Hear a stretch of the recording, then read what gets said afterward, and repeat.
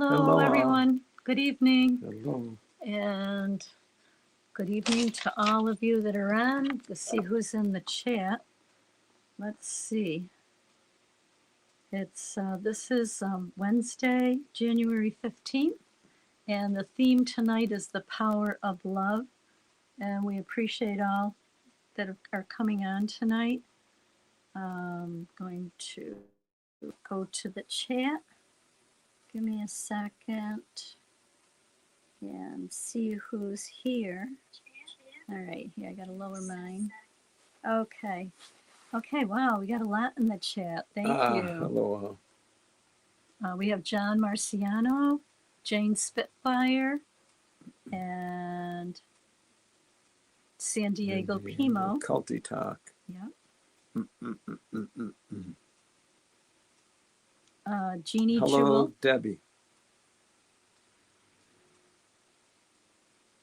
Nadine. Hello, Nadine.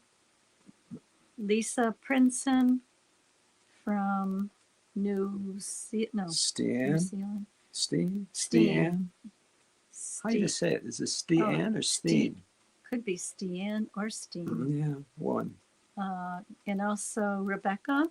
Hi, Rebecca. Who else, honey? You see any others? Sky Grain. Oh, yeah, Sky.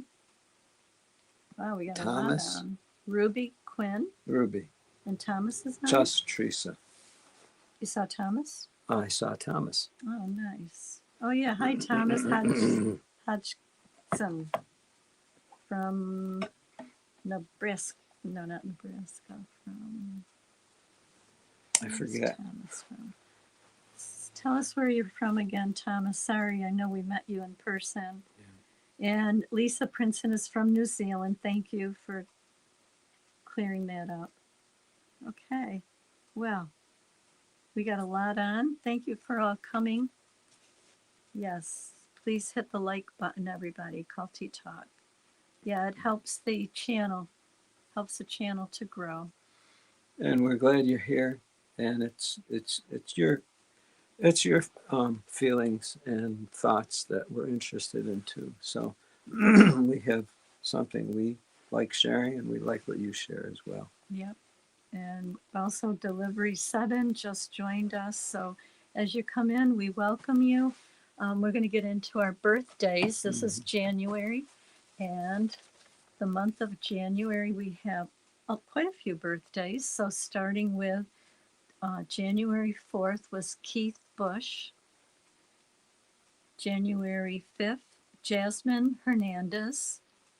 The 6th, Rita Ivy. The 9th, Andrea Bossert. Just June, Deanna. And Christiane. On the 10th, Larry John Wayne. And also Mark Therowitz. I'm not sure if I'm saying that right. The 11th, Mrs. Bob, Tara Lee. The 13th, Megan Gilman. The 14th, Scott Homan. He's from Witness Underground. And my sister, Michelle Malecki. That was yesterday. Today, okay, I guess there's a virtual meetup on the Liberati at 8 p.m.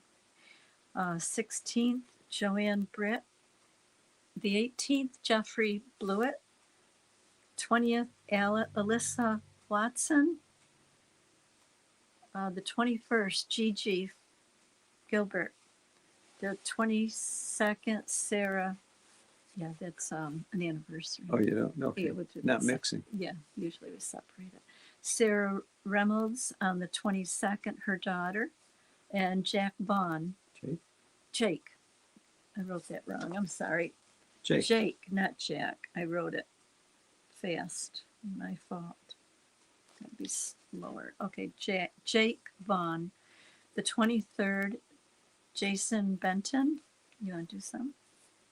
24th. Can't read my writing. Ben Rancourt. Sorry. Ben Rancourt. It's my printing. Kevin Carter. And 25th, Hannah Hurto. Hannah Hurto. 27th, Antonia Antonio Samilia. The 29th, Aubrey Cruz, Bonnie Zeman, and Steve Blackledge. Also, He's really Jason Basinski. Basinski. And 30th, Randy Davis. And 31st, K. Fred And Wally. Yeah, they're two separate people. K. Fred and Wally. Yep. So happy birthday, Happy all. birthday. Yeah, hope you're doing something for it. And if you haven't done anything for it previously, do something special. And it's whatever you find special. Yeah. Whatever you find special. It's good to.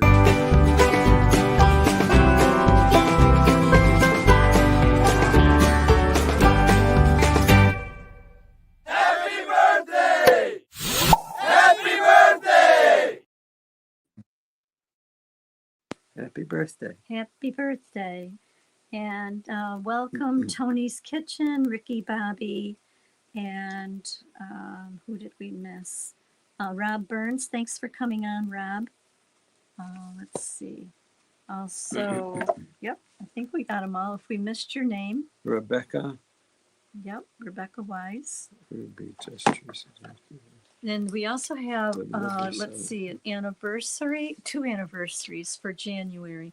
January 2nd was Vinny and Yvonne Samilia was their anniversary. And coming up on the 20th is Mr. and Mrs. Apostadude on the 20th. So happy anniversary to you both. If there's anyone else that has an anniversary, let's see, January 12th was 2 years that Joe and I disassociated. That was on the 12th.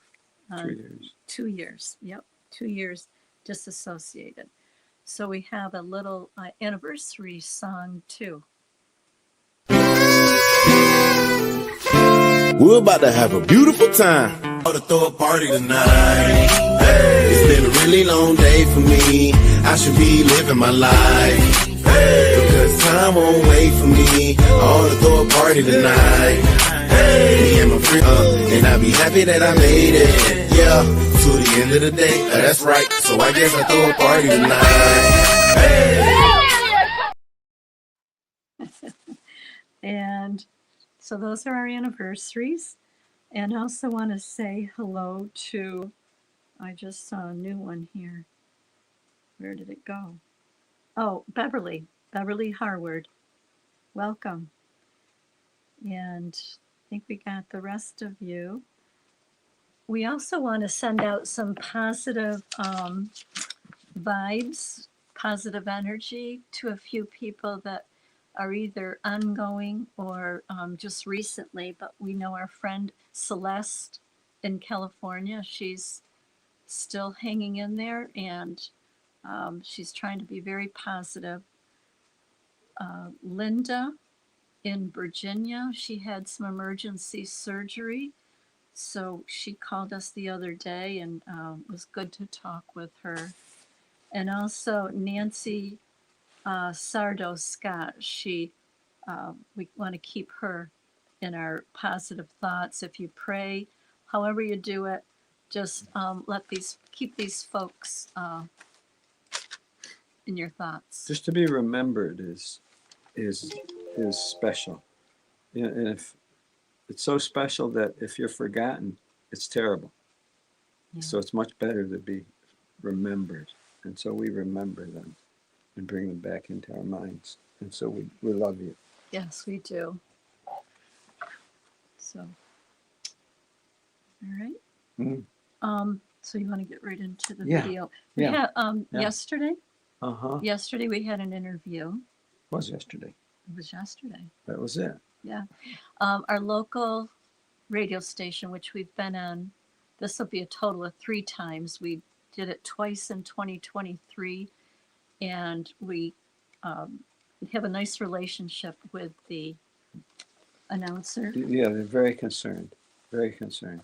Matter of fact, he wanted to come on tonight, but he had something scheduled, but he said he'll try another time. His name is Bill Keeler. The station is WIBX. It's a local A station, in Utica.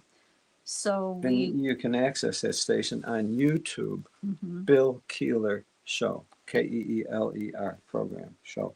You can get there anytime. It's I online. I think Shauna's going to put up the Mhm. website afterwards.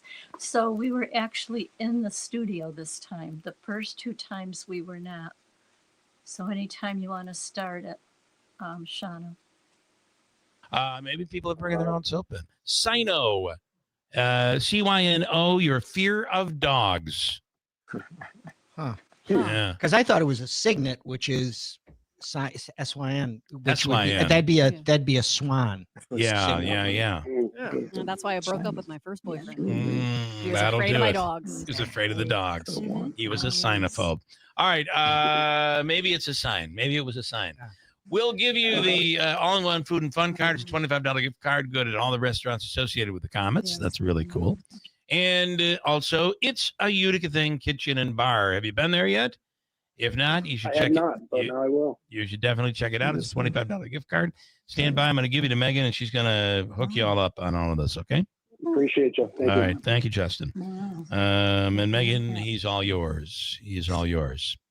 Okay, Davey, could you make your way around and just help them with the microphone? Because they're going to have to get really nice and tight on the mic. So in studio right now, we have Joe and Fran Garino. So now when one of you talks, you got to pull it right to you and get right on it. You literally have to touch it. Guys, good morning, Fran. Good morning, Joe. Good morning. Good morning. Good morning. All right, now we're going to go lightning round today because I only have, I thought I was going to have 15 minutes, but Tim talks like, he just goes on and on. Please. It's terrible. We'll answer any of your questions. Okay. Yeah. So so we're going to lightning round this. I want to let everybody know you guys now have your own YouTube channel, right? We're on a channel. You're on a channel. And you would search Joe and Fran. That's right. The channel's tight on the mic. Tight on the mic. channel is Fixing My Faith. Fixing My Faith. My Faith is the You channel. were, and Tim, if you have any questions. Yes. Okay. I can speak. Thank you. You can speak as well. So I know that the general thought is that the Jehovah's Witness Church is now called Watchtower. Am I correct in saying that? That's explain. The organization began as Zion's Watchtower. This was in the early part of the century. They changed it to just Watchtower. There's about 12 different corporations that they list themselves under. And you guys believe, and I've seen many videos that I've gotten from you, that this is a very wealthy organization. Very wealthy. Because they own a lot of properties. And they utilize the members for their work. And a lot of the members, one thing that's very interesting about the Jehovah's Witness faith is most of the members are not wealthy, but the church is very, very wealthy. Church is very wealthy. So, okay, you guys were in the church. When did you join? When did you become Jehovah's Witness? Okay, 1985. All right. We started studying. We had 4 small children. And what led you to that? And by the way, we could be in a lot of trouble for going in this way with a religion. It's usually not something that's done, going after a religion, but you feel that people should be very nervous because people are being hurt. Our concern is for the people. Okay. Why did you become a Jehovah's Witness? Was there something in your life that drove you to the church? We were born and raised Catholic. We had 4 children. We were interested in the family all together, learning about the Bible, and that wasn't happening at the time. Okay. In the In the Catholic Church. So we were looking, we're searching, and one day witnesses came to our door and offered a book, and then eventually offered a study, which we were interested in for the family. So that's great. That's what we're interested in, Bible study for the family. And you went? And that's what they did. It was a home study. And then we started attending the meetings. How many children? We You have have 4 children.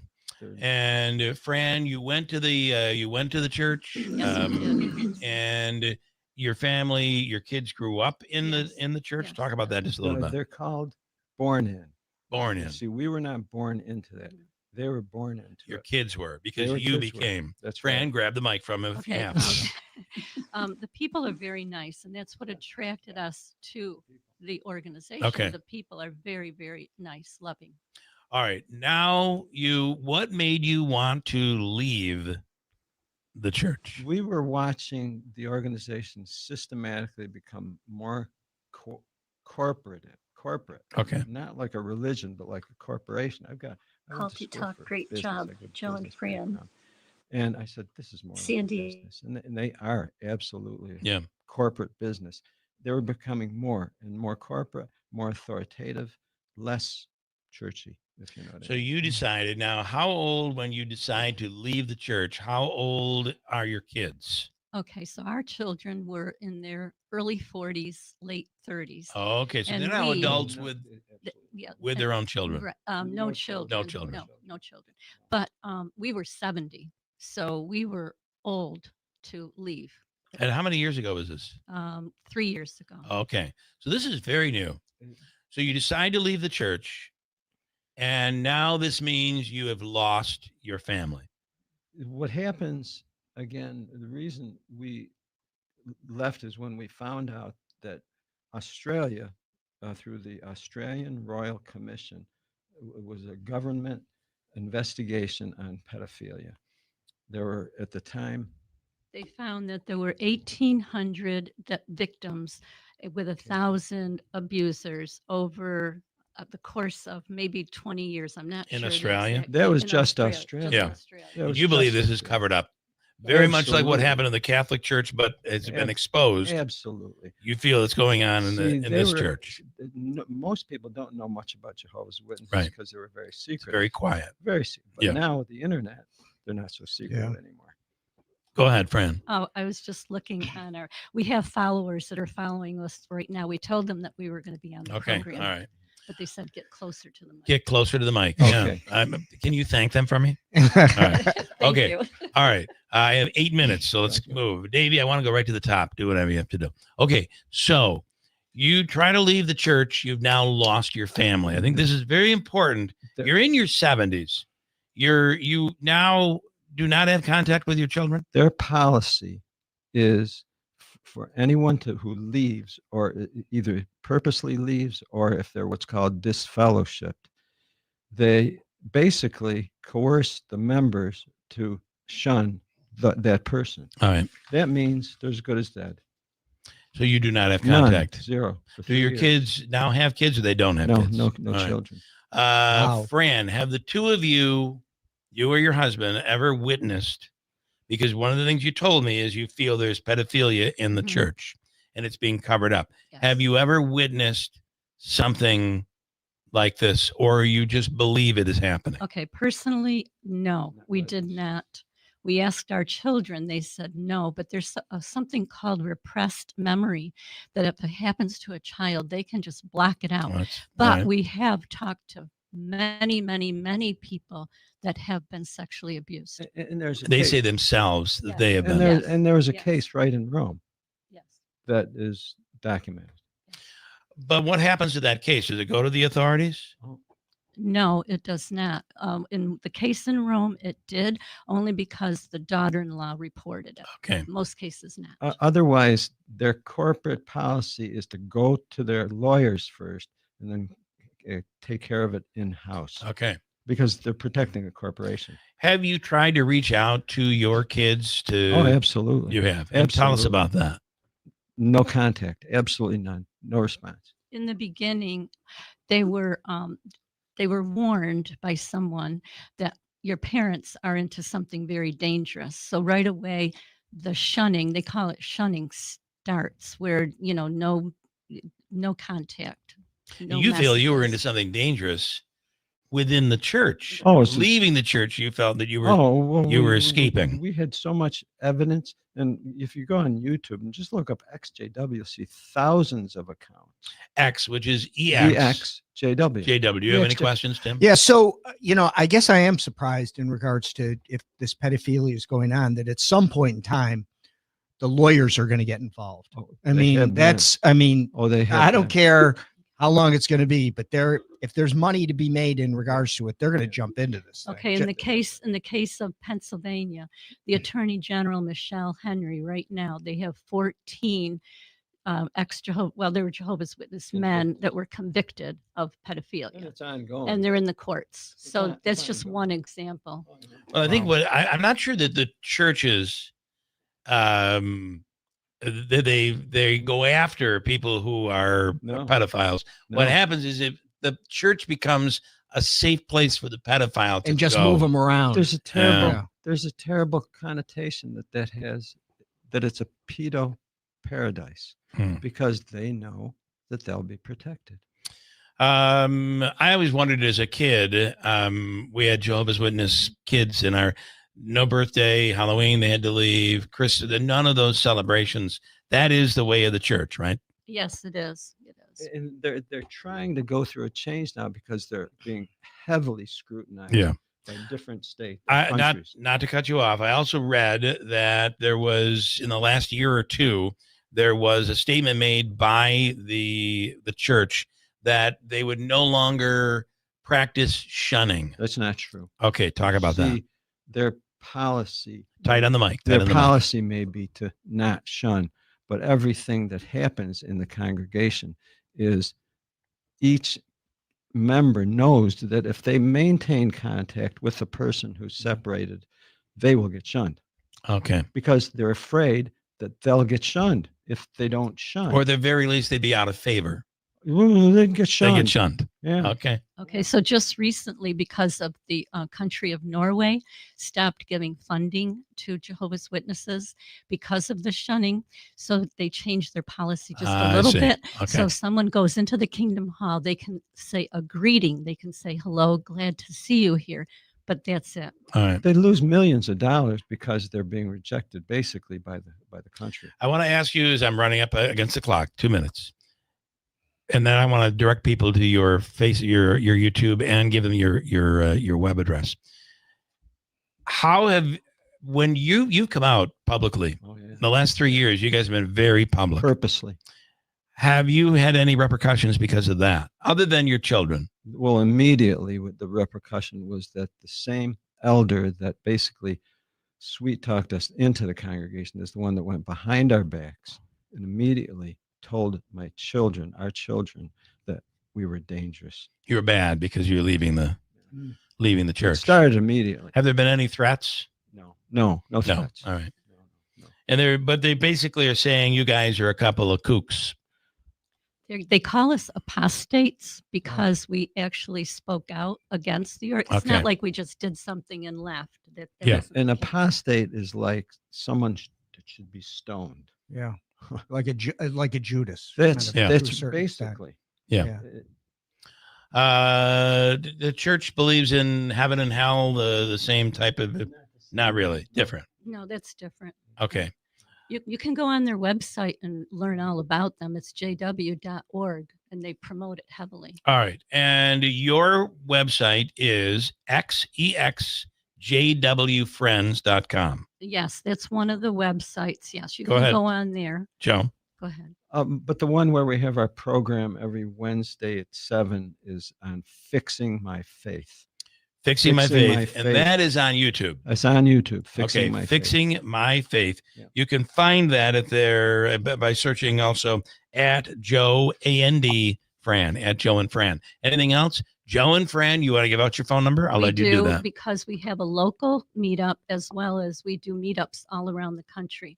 Our phone number is 315-221-0130. And In anyone case can someone call us. needs help. Yes. And you believe there are those out there Yes, that do. absolutely. Joe, you guys I do believe you're very brave, and I appreciate you coming Yeah. on.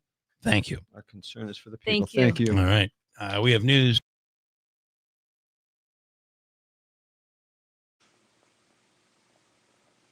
Well, we were glad to be able to do that yesterday. Yeah, they were very, very helpful, really helpful. And apparently, Bill, after that, said he did another article, Mhm. and So that's available. yeah, if you on go to, what did I say? I think Shauna's got it. WIBX. Do I have my phone? Yeah, anytime you can go on the YouTube and just look up Keeler program, Bill Keeler or WIBX, and it's all accessible right there. Yes, he said, this is what he said. He said they would go to www.wibx950.com or any of our social media platforms associated with the radio station. And so what he did on the website is he put our story so people can go there and listen. And there it is right there. And then people can read it and go to our YouTube channel on Fixing My Faith and also listen to the whole interview right there. So he's given us a lot of exposure. Yeah. We're very thankful. He was going to come on the program tonight, but he had something come up. But we'll keep inviting him so he can come on, and then you can ask him questions too.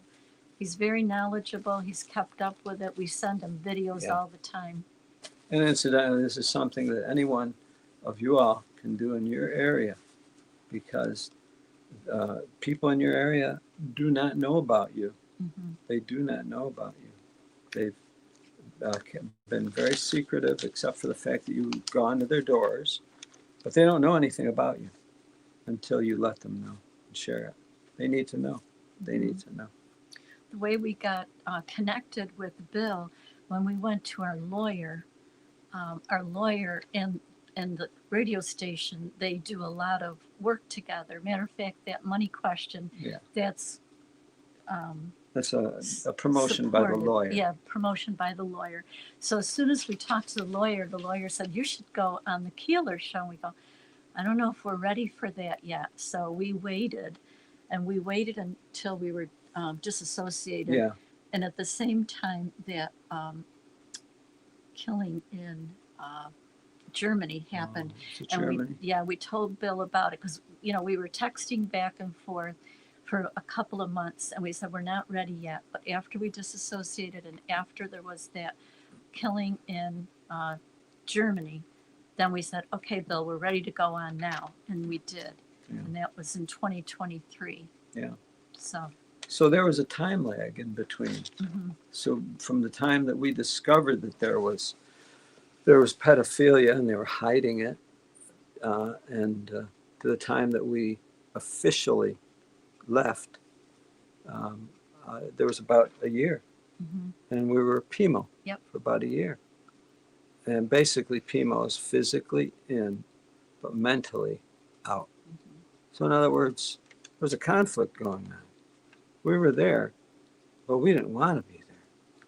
We were, I guess you would say, pretending. Mm-hmm. Yeah, tried to. I mean, I didn't want to pretend, but at that point, see, we knew that leaving and expressing our objection to what was going on, we knew that would get us shunned by our family.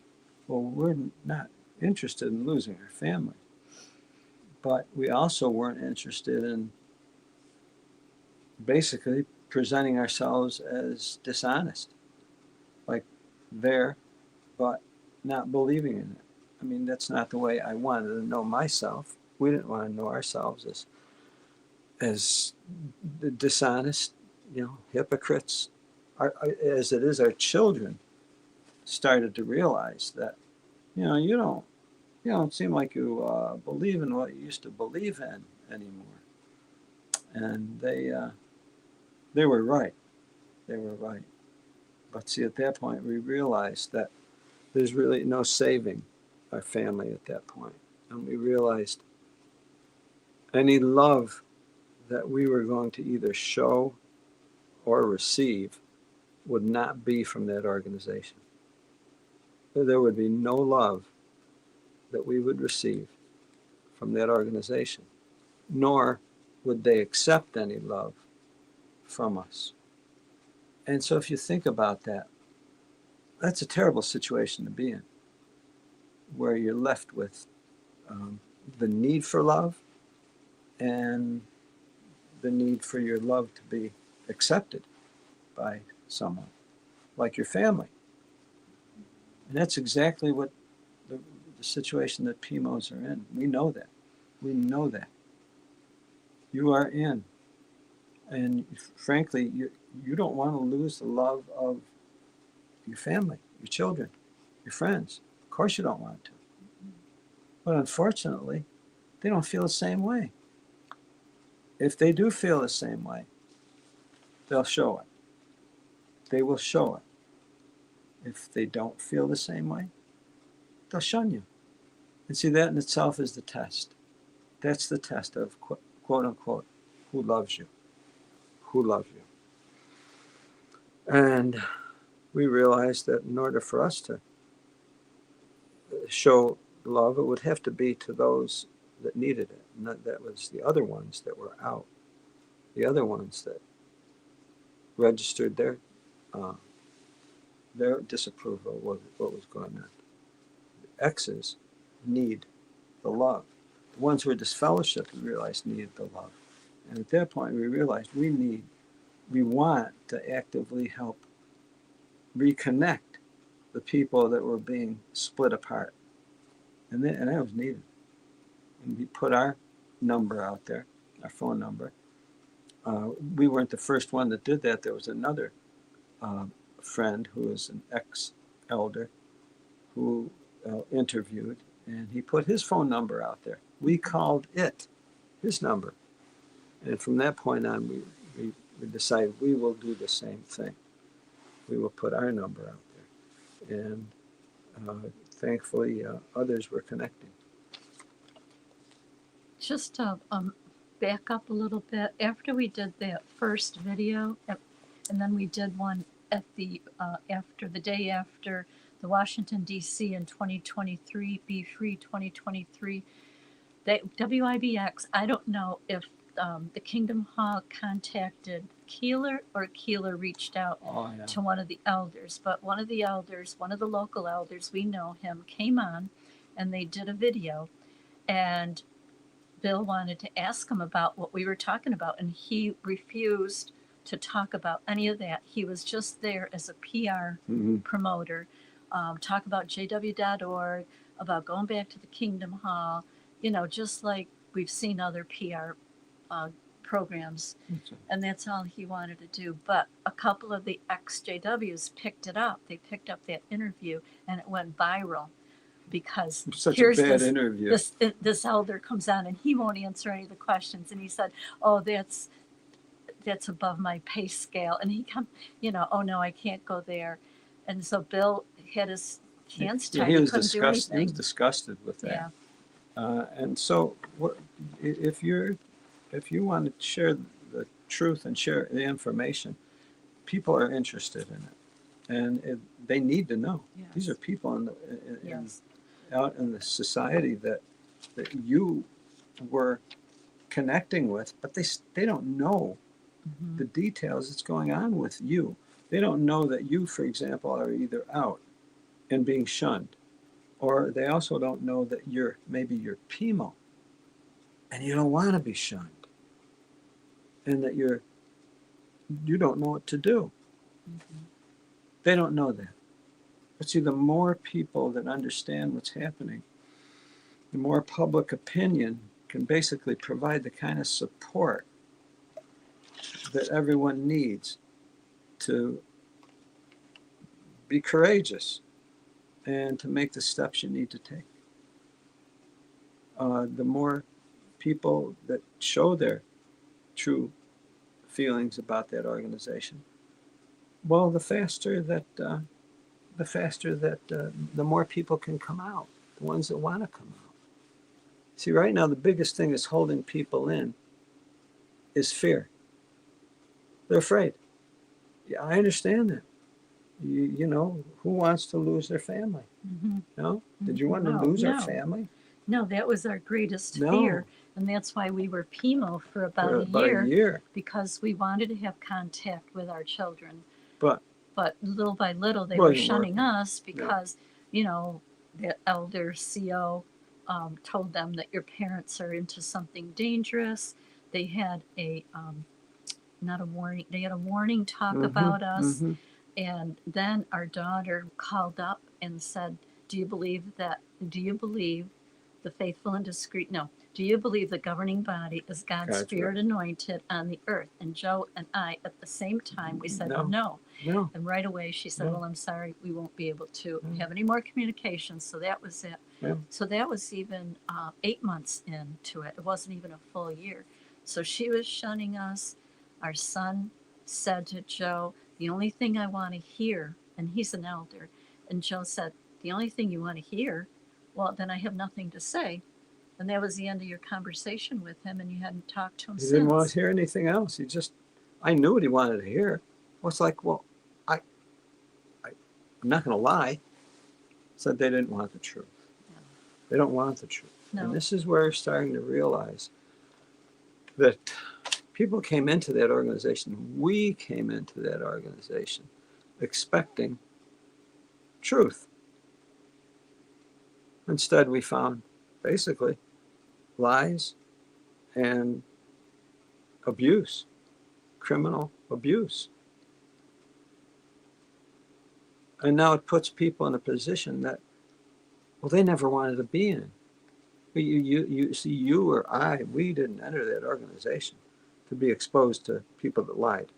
We didn't enter that organization to be exposed to pedophiles. I mean, I was shocked when we found out about that. It was after 36 years. No. 36 we didn't know. years. We were so I mean, blinded. and you ask yourself, how on earth? Now, we didn't see any direct examples of it in our congregation. We did see one in the neighboring congregation. Yeah, Rome, New York. We know the person. Yeah. He ended up going to prison for it only because his daughter-in-law blew the whistle on him. The elders didn't do that. Mm-mm. No, they were protecting him. And of course, he was disfellowshipped. Yeah, And as soon as he was released from prison, they reinstated him. yeah. So, yes, so we did know of him. And we know a lot of you either were personally sexually abused or you know Yeah. someone that was. And so this is not like they said, "Oh, it's all a lie," they told us. Or they said, "Oh, just leave it in Jehovah's hands." And then they keep saying, "Oh, they're working on it. They're working on it." Yeah, they've been working on it for 100 years Well- because there's been 100 years of that stuff going Yeah, on. yeah. But I just wanted to read what Go ahead. Ricky Bobby said, that when Desiree was trying to get reinstated, the elders were obsessed with whether Des accepted that the governing body are God's channel. It's so They disgusting. know what they want. They don't care if a person is repentant or sorry No. for what they did. No. They have an agenda, and They're looking for a slave-like relationship between anyone who's in and them. mhm, Not a slave for God, right, slave to the organization. yeah, And unfortunately, and this is where not only the governing body, but the handlers, the ones above the governing body that basically pay them, they know that people kind of break down into different categories. Ones that are willing to be slaves, and ones that absolutely are not willing to be slaves. And they know how to separate them.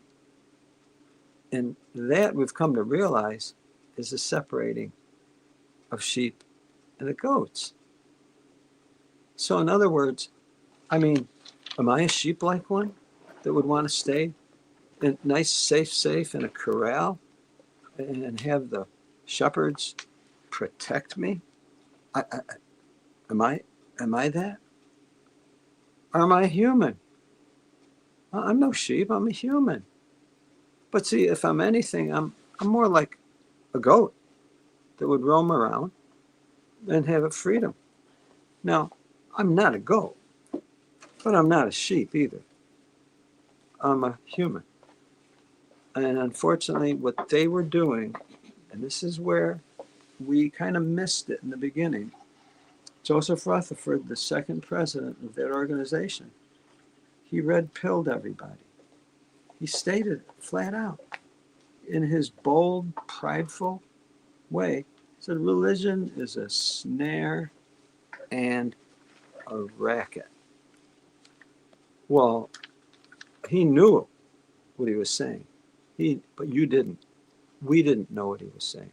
But he knew what he was saying. And he proceeded to boldly live his statement. I mean, he lived lavishly off the money that we got from the people, from the slaves. And at the same time, we built their real estate company. We promoted their business. We became willing, as they would say, good for nothing slaves. Well, I'll ask the question, is that the way you like knowing yourself? I don't like knowing myself as a good for nothing slave. I resent that, and I actually resent the fact that I ushered my children into that organization as good for nothing slaves. Of course, they would say, oh, slaves of the Most High. Well, no. That was the snare. That was the snare. The snare was that you'll be slaves of men. Snare is like that. He knew what a snare is. Trappers trap animals in snares. They're very vicious. They present food that the animal's looking for. The animal gets his arm, leg, or something stuck in it, and it can't get out. All it was doing was looking for food. The trapper was looking for the animal to harvest it. And the only way that animal gets out is if it separates its arm from the trap. And they do. The animal, like a beaver or whatever else, will actually gnaw its arm off what's in the trap and get away. It will get away and live. He'll live without that arm or whatever, but he'll live. There's loss, but he will live. Otherwise, he dies. He gets taken. That's a snare. That's what Rutherford knew. You didn't. I didn't. We do now. We do now. Mm-hmm. And now we realize this still is a snare, because it's gotten people to think that they're going to receive all these prizes. Keep on pressing forward for the prize, the prize. So that's what they always said, didn't they? Mm-hmm. The prize. What prize? Everlasting life. Where? On a paradise earth. Oh, well, use your imagination. Oh, yeah, use your imagination. It can be all sorts of wonderful things that you want. Really? Is that how it works? Well, actually, no. It doesn't. It doesn't. They just trick people into thinking that. And now people are left in an organization that's authoritarian, that will cut them off from their family and end up continuing to lie to them. Well, why? Why would they do that? Why? Oh, because they want slaves. It's as old as the world. The leaders, the rulers of this earth, like slaves. You're a slave. We're a slave. Well, actually, you're not a slave, but they want you as one. The only way you're going to avoid it is if you fight your way free. That's the only way, because the trap's a trap. See, the hunter knows the prey. He knows it better than the prey does, until the prey gets caught in the trap and then learns, oh my goodness, I never knew this. Now I know. Well, now we know. And Joseph Rutherford was very thoughtful enough to say and tell people that religion is a snare and a racket. And they've proven it. Every religion in the world has proven it. Are some better than others? Maybe. Are they quote unquote all the same? No, they're not all the same. But judge for yourself. judge for yourself the worth of the religion and what effect it's going to have. You don't know, because you're not going to know until it develops. And see, that's the snare of the whole thing.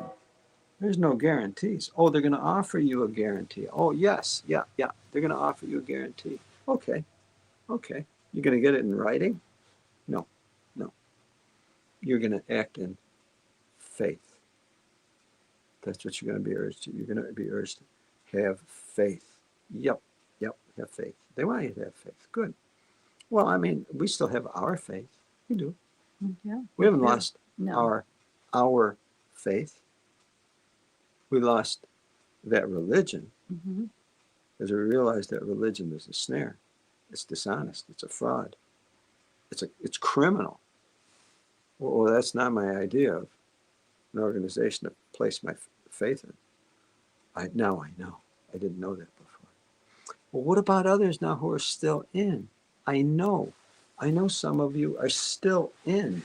Your friends, our friends are still in. I know it. You don't like it. I know that. And so long as you're in, it's not going to get any better. That organization is not going to get any better. It's going to still be a snare. And it's going to continue to be a racket. And they know how to kind of modify the racket. See, they went from being a publishing company making tracts and books that they profited off of, that you worked hard, that I worked hard to promote. That's what we did when you went to the door. We promoted those books and tracts and everything else. Got money for it initially. Oh, then they realized, we better not continue getting money for it. The IRS is going to come after us, and they're going to get us in trouble. We better give it away and just get the money from the friends. We'll just get the money from the people who are in. Yeah, that's where you get the money from. Oh, okay. And then they realize, this doesn't have the same appeal as it used to have before. I think media is the way to go, like Hollywood, like motion pictures or videos, stars, idols work. It's right. So interesting. The Hollywood idols are so successful. Sports idols are so successful, aren't they? Everyone knows we love our idols. Oh, okay. Humans love idols. I'm not finding fault with that, but it's just a reality. Humans love their idols. There's reasons for that. There's probably good reasons for that in some cases. Because if those idols are positive role models for us, then we're going to grow from there. We're going to learn. We're going to be better with those positive idols. Yeah. Huh? Can I just? Please. Anyone want to come in? The link is right up at the top. You just tap on "Fixing My Faith." The black, blue, and yellow. I don't want to. Keep going with what you're saying. Okay, MJ had a suggestion. Yeah. MJ came on. Thank you, MJ. He said, small advice, it may help. If you're still in, try moving congregations. And after a few weeks, quietly fade away. You keep your friends and family, but no longer under the radar. So that's what some have done, and it does work. Yeah. See, their strategy. This is where each individual has a very special situation to work out. And you will work it out. There are ones that have already worked it out. Just keep your ears open. This is one strategy here. Yeah. Moving congregations. Okay, fine. If you can do that. You can't do that, which some aren't going to be able to do. There's other things. So open it up to others who are out. And as we get brainy ideas, we can give them too. Right. Yeah. If But- any of you have ideas, please share them. Yeah. I mean, but that's on the one hand, if that's what you want to do. On the other hand, if you want to flat out state to them that I'm out of here because you are so wrong and I don't want you anymore. And you want to make it known. whatever. I mean, that's your choice, one way or the other. But make it an informed, honest, hearted choice, because otherwise you won't be being truthful. Yeah. Anyone want to come on and join us? While you're trying to get on the link, one other, another advertising campaign, because they always told us advertise, advertise, advertise. Well, that's what we're doing. We advertise with our postcard. We're advertising with our interviews. And so postcard. Nancy Sardo Scott, I'm not sure we have them right here. Nancy Sardo Scott gave us this information. She went to, there's our postcard. If anybody wants a postcard, let us know. Okay, we send them out. Okay, there's I believe it's a newspaper. Correct me, Nancy, if it's a newspaper, television, or a radio station. It's called WBRE. It's in Pittsburgh. And the reporter is Gianna Galli, Galli. We called her and we told her what's happening with Jehovah's Witnesses, because Nancy had shared what had happened in her life, the abuse that she went through. We called her, and then we passed the information on to Ruby, because we know Ruby has a relative that is a pedophile. So anyone that wants to get in touch with this Gianna Galli, I've got the phone number. It's a Pittsburgh phone number.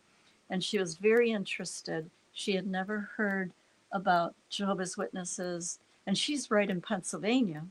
So I told her about what Michelle Henry is doing. But here's a phone number if you want to copy it down. I'll do it slow. And anyone that wants to call her, you don't have to give your name. You don't have to give your information. You can tell her whether or not you were abused, whether you're being shunned. She's interested. Okay, this is another advertising. If you don't get it now, we'll give it to you later too. Okay, so it's 570-466-7760. And I'm sorry I didn't tell Shauna about that earlier, but if you get it on the screen sometime, 570-466-7760. It's a Pittsburgh number. Gianna Galli, she's a news reporter and very interested in what's happening with Jehovah's Witnesses. So the more we get this out, the better it is. It seems like all of a sudden there's all these avenues. Yeah, and it's going to increase. And the question becomes, with all this dishonesty that's going on in the organization and the abuse, the question becomes, well, what has love got to do with it? That's a song too, by the way, and I think you know that. What's love got to do with it? Well, what love has to do with it all is it's the only motivation that's strong enough that will enable you or me or anyone to do the right thing. Otherwise, what's going to work? What the Watchtower is expert at. Fear. Fear. They know very well how to control you with fear in all sorts of ways. Well, I understand that. I mean, I don't want, why would I want to lose? I don't want to lose anything. Right. Well, of course I don't want to lose anything. Okay. Well, but on the other hand, failure to make the right decision, you're going to lose even more. See, there's a saying that says, he who hesitates is lost. My father always had a saying. He said, you should quit while you're ahead. Because otherwise, if you don't quit soon enough, you're going to get further behind. So in other words, once we know what's facing us, we're at a point where a decision is required.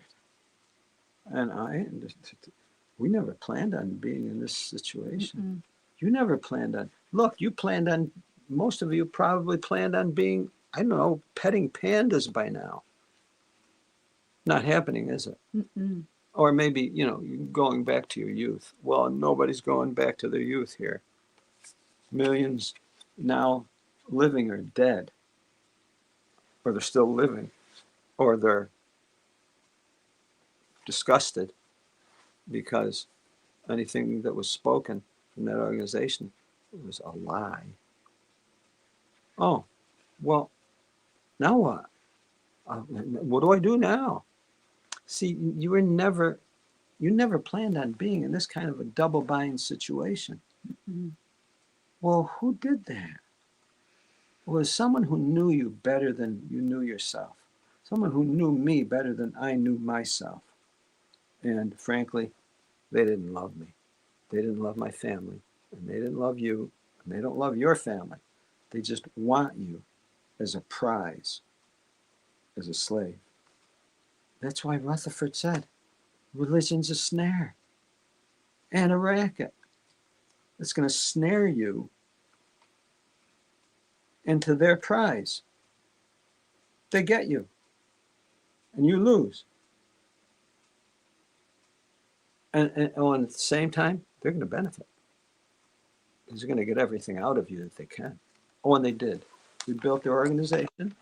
We built a very powerful real estate organization for them, didn't we? Oh, yeah. Yeah, we can all sit back and we can brag about how many kingdom halls we built. Oh, and how much they were dedicated to Jehovah. Yeah, isn't that nice? Wasn't that wonderful? Dedicated to Jehovah. Yeah.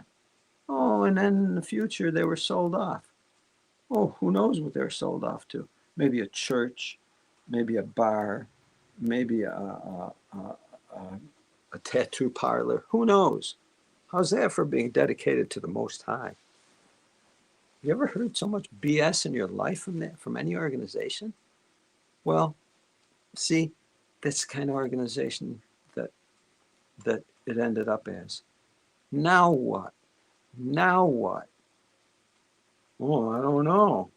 Oh, I don't know. What do I do if I show them how I really feel? I get in trouble. Yeah, I lose. Probably.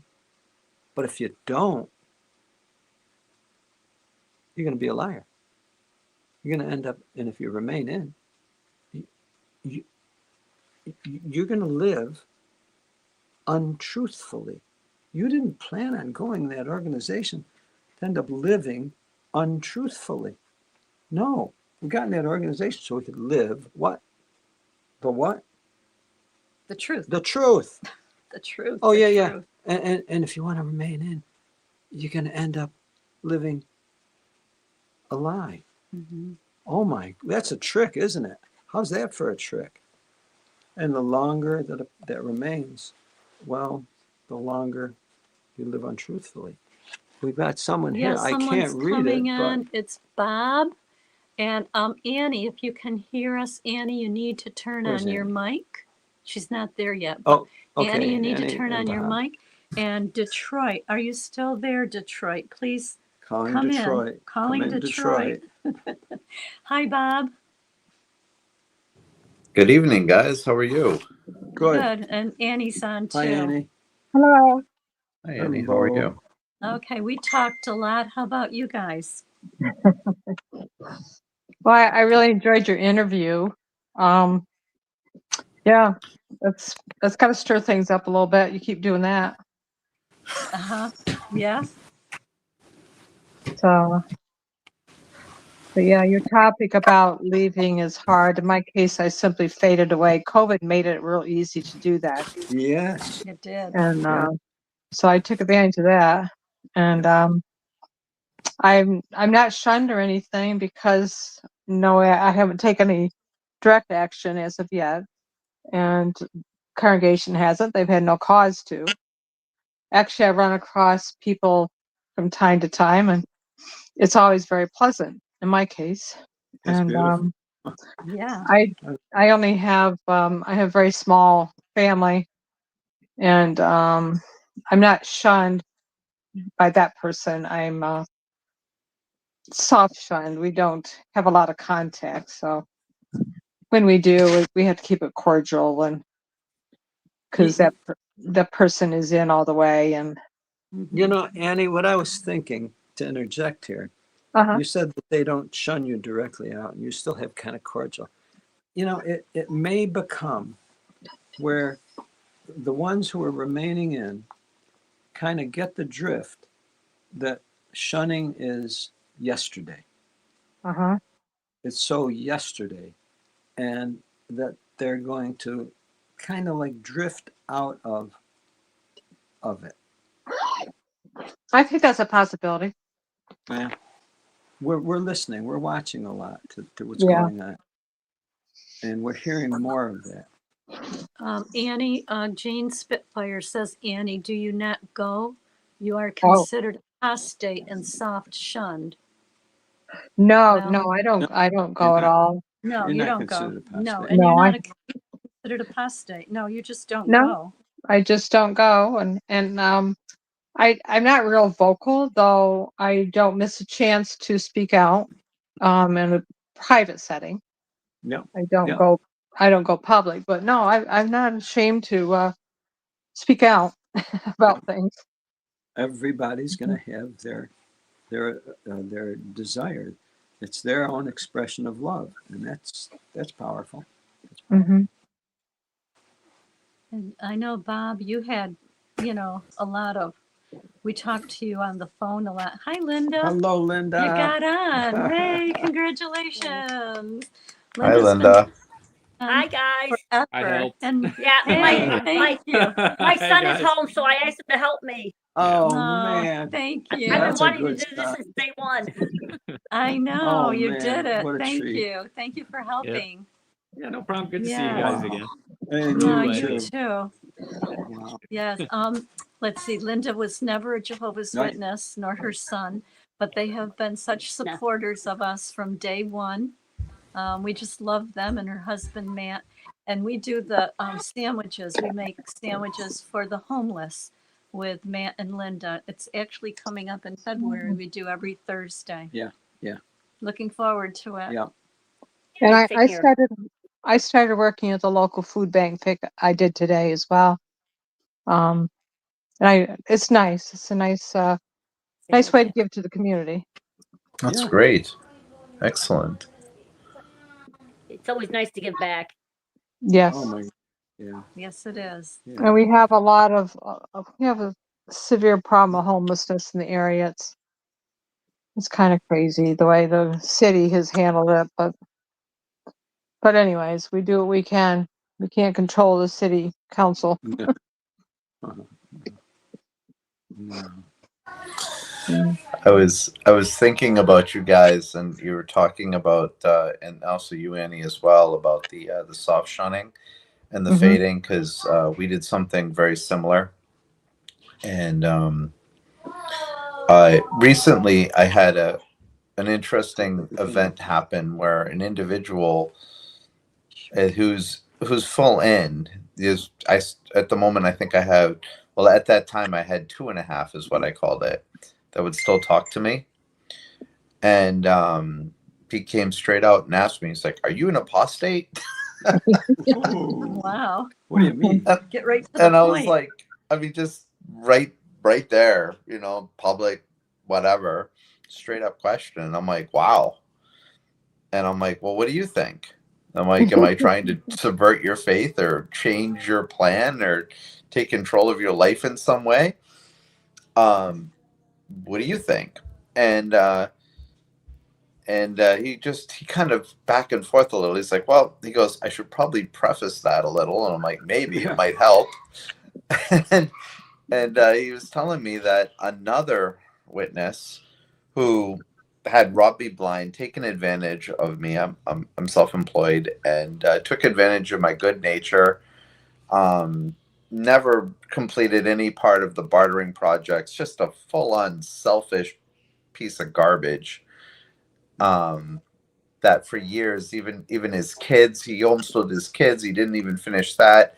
I ended up raising his kids, teaching his kids how to, giving them careers, helping the whole family. So for years, goodness of my heart, taking care of people. And like I said, took advantage of me, ended up selling his property for an excessive amount of money. It was a very, very, very nice property. And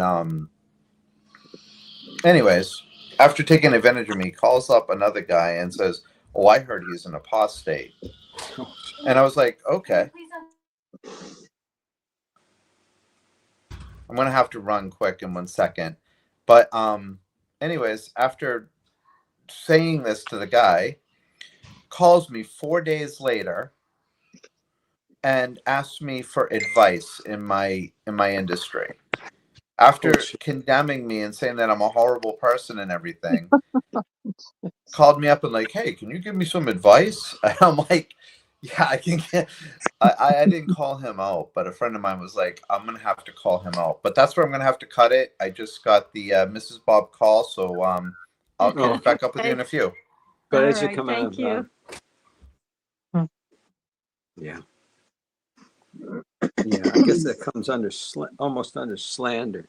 Yeah, I think it does. Yeah. Well, people are so ignorant. They don't have a clue what they're doing. And they're so No. programmed. They just, yeah. And see, that's the difference now. We do know what we're doing. We do know what's going on. And, that kind of puts the heavier burden of responsibility on us to do something. Mm-hmm. We never planned on being in this situation. We didn't. We really didn't. Yeah, in my case, I was born in. And I keep reflecting back on Stephen Lett's talk about his comment about not listening to the voice of strangers. And Oh my goodness. Oh, as soon yes. as he said that, I got, oh my God, that's what I've done my whole life. Barb, who was the strangers? Annie, excuse me. Annie. Who was the strangers? They were. They were the strangers. Our family were the ones that we love, our familiars. Yeah. They were the strangers. And it's like, that's a snare. See, now this is where you realize, oh my goodness, it's just scary how effective someone who's devious, how effective someone who's devious can be. Oh. Yeah.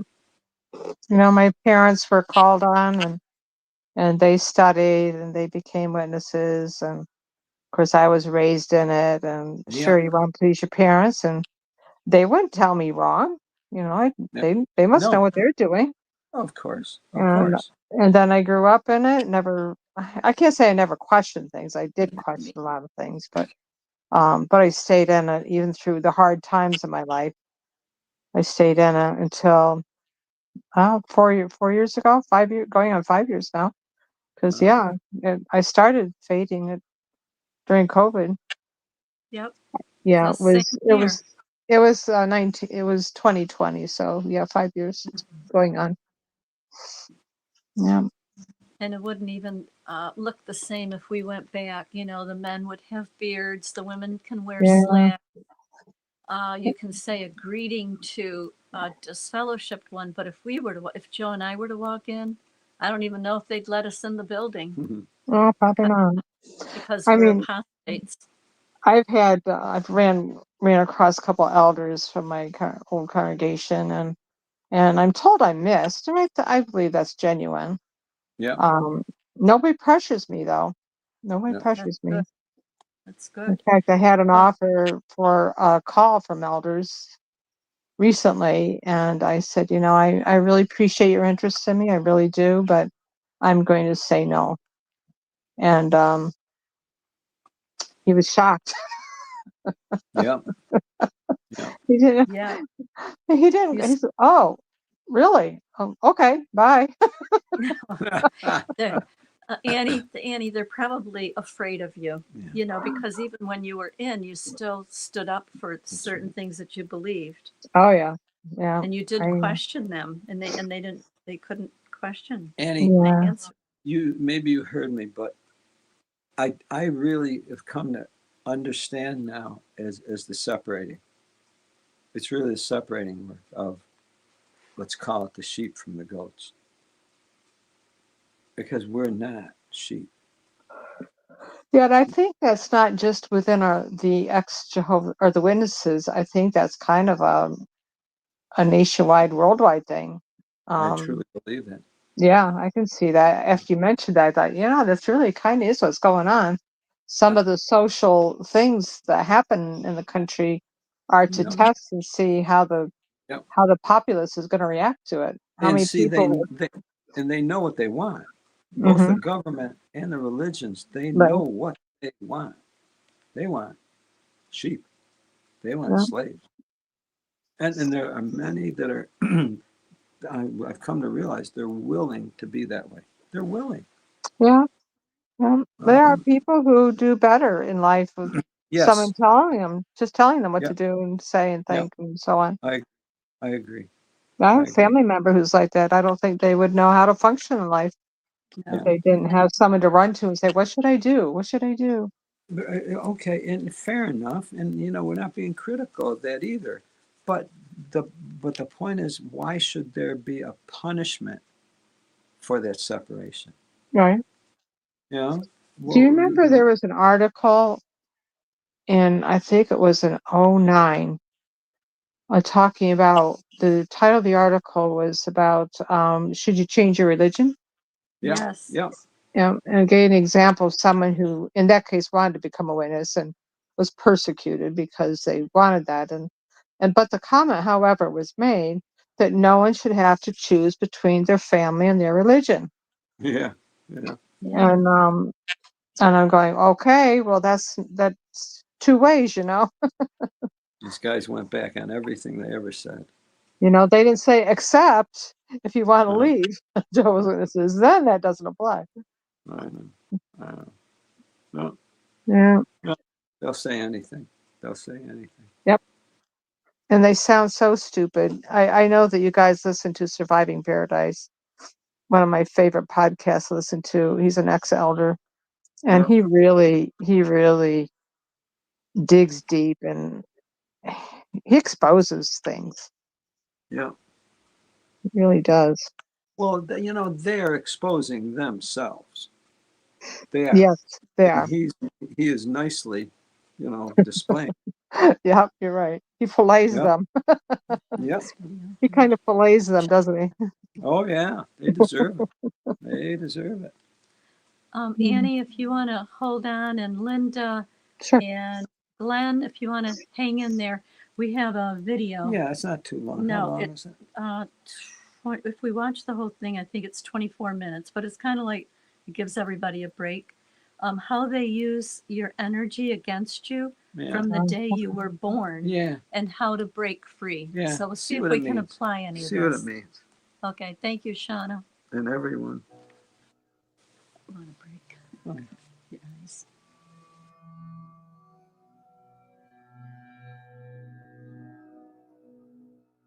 From the day you were born, something precious has been taken from you, not your money, not your possessions, but your energy. It's subtle, almost invisible, yet it's happening every single day. You wake up already drained, go through the motions of life feeling depleted, and end the day wondering why you're so exhausted. This isn't an accident. It's not because you're weak or incapable. It's because the world you live in has been designed to take, to pull, to harvest the very life force that fuels you. They've created a system so seamless, so ingrained in daily life, that you don't even notice how much of your energy is slipping away. You followed the script they gave you, worked hard, played by the rules, stayed informed, yet the harder you push, the more stuck and powerless you feel. It's like being caught in quicksand. The more you try to escape, the faster you sink. But here's the truth. It's not your fault. This isn't about individual effort or personal failure. This is about a system that profits from keeping you tired, distracted, and compliant. Your focus, your emotions, your time, they've turned all of it into currency, and you're unknowingly paying the price. But imagine this. What if you could stop the cycle? What if you could reclaim the energy that's been siphoned from you and use it to create a life that's truly your own? That's what this video is about. I'm going to show you how they've built this invisible trap and how it's been stealing from you in ways you never realized. More importantly, I'll teach you how to break free. Because once you see the system for what it really is, you gain the power to escape it. Your energy is more than just a resource. It's the essence of your potential. And the moment you decide to stop playing their game, everything changes. So, let's dive in. Together, we're going to uncover the truth and take the first steps toward reclaiming your life. Energy. It's the most fundamental resource you have. Not just the physical energy you expend when you move or work, but your thoughts, your focus, your emotions, everything that drives your decisions, actions, and dreams. Yet this resource, so personal and powerful, is the very thing they've learned to exploit. What if I told you your energy is being harvested every single day and you don't even realize it? Not by accident, but by design. The world you live in has been meticulously crafted to extract the essence of who you are, your attention, your emotions, your focus, and to funnel it into a system that profits from your exhaustion. Here's how it works. Energy isn't infinite. Every thought you have, every decision you make, every ounce of attention you give costs you. And those who control the system understand this better than anyone. They don't need to take anything from you by force. All they need is your focus. Because where your energy flows, your power goes. Look at the world around you.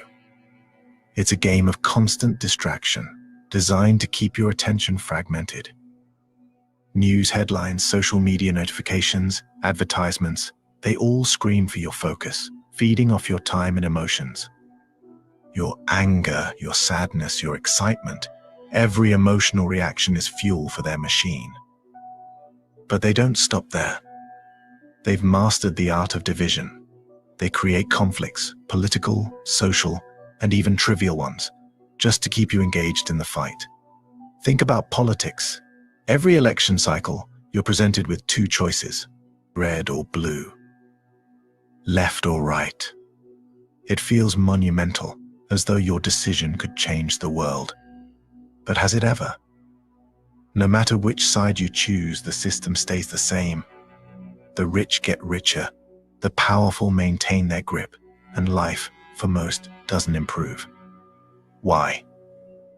Because the choices you're given aren't real.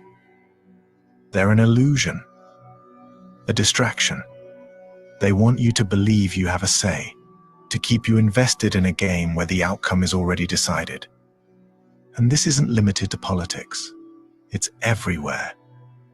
Your identity, the brands you consume, even the sports teams you cheer for, each one is a carefully designed battleground. You're told to take sides, to argue, to defend your choice as if it defines who you are. But here's the truth. They don't care which side you pick. They only care that you're invested in the conflict. Because as long as you're fighting, you're not questioning. As long as you're distracted by the debate, you're not looking at the bigger picture. You're not seeing how the system itself is the problem. They've created a world where division keeps you busy, where every headline, every trending topic is a tool to harvest your focus and keep you engaged in their cycle. Even your sense of identity is weaponized. From the moment you're born, you're given labels, your nationality, your religion, your social class, and taught to cling to them. These labels become the walls of your cage, defining how you see yourself in the world around you. But here's the catch. The stronger your attachment to these labels, the easier you are to control. When you see yourself as part of one group, it becomes natural to see others as the enemy. And when people are busy fighting each other, They rarely stop to question the system that created the conflict in the first place. This is the brilliance of their design. By keeping you divided, they keep you distracted. And by keeping you distracted, they keep you compliant. Every ounce of energy you spend debating, defending, or attacking is energy that fuels their system.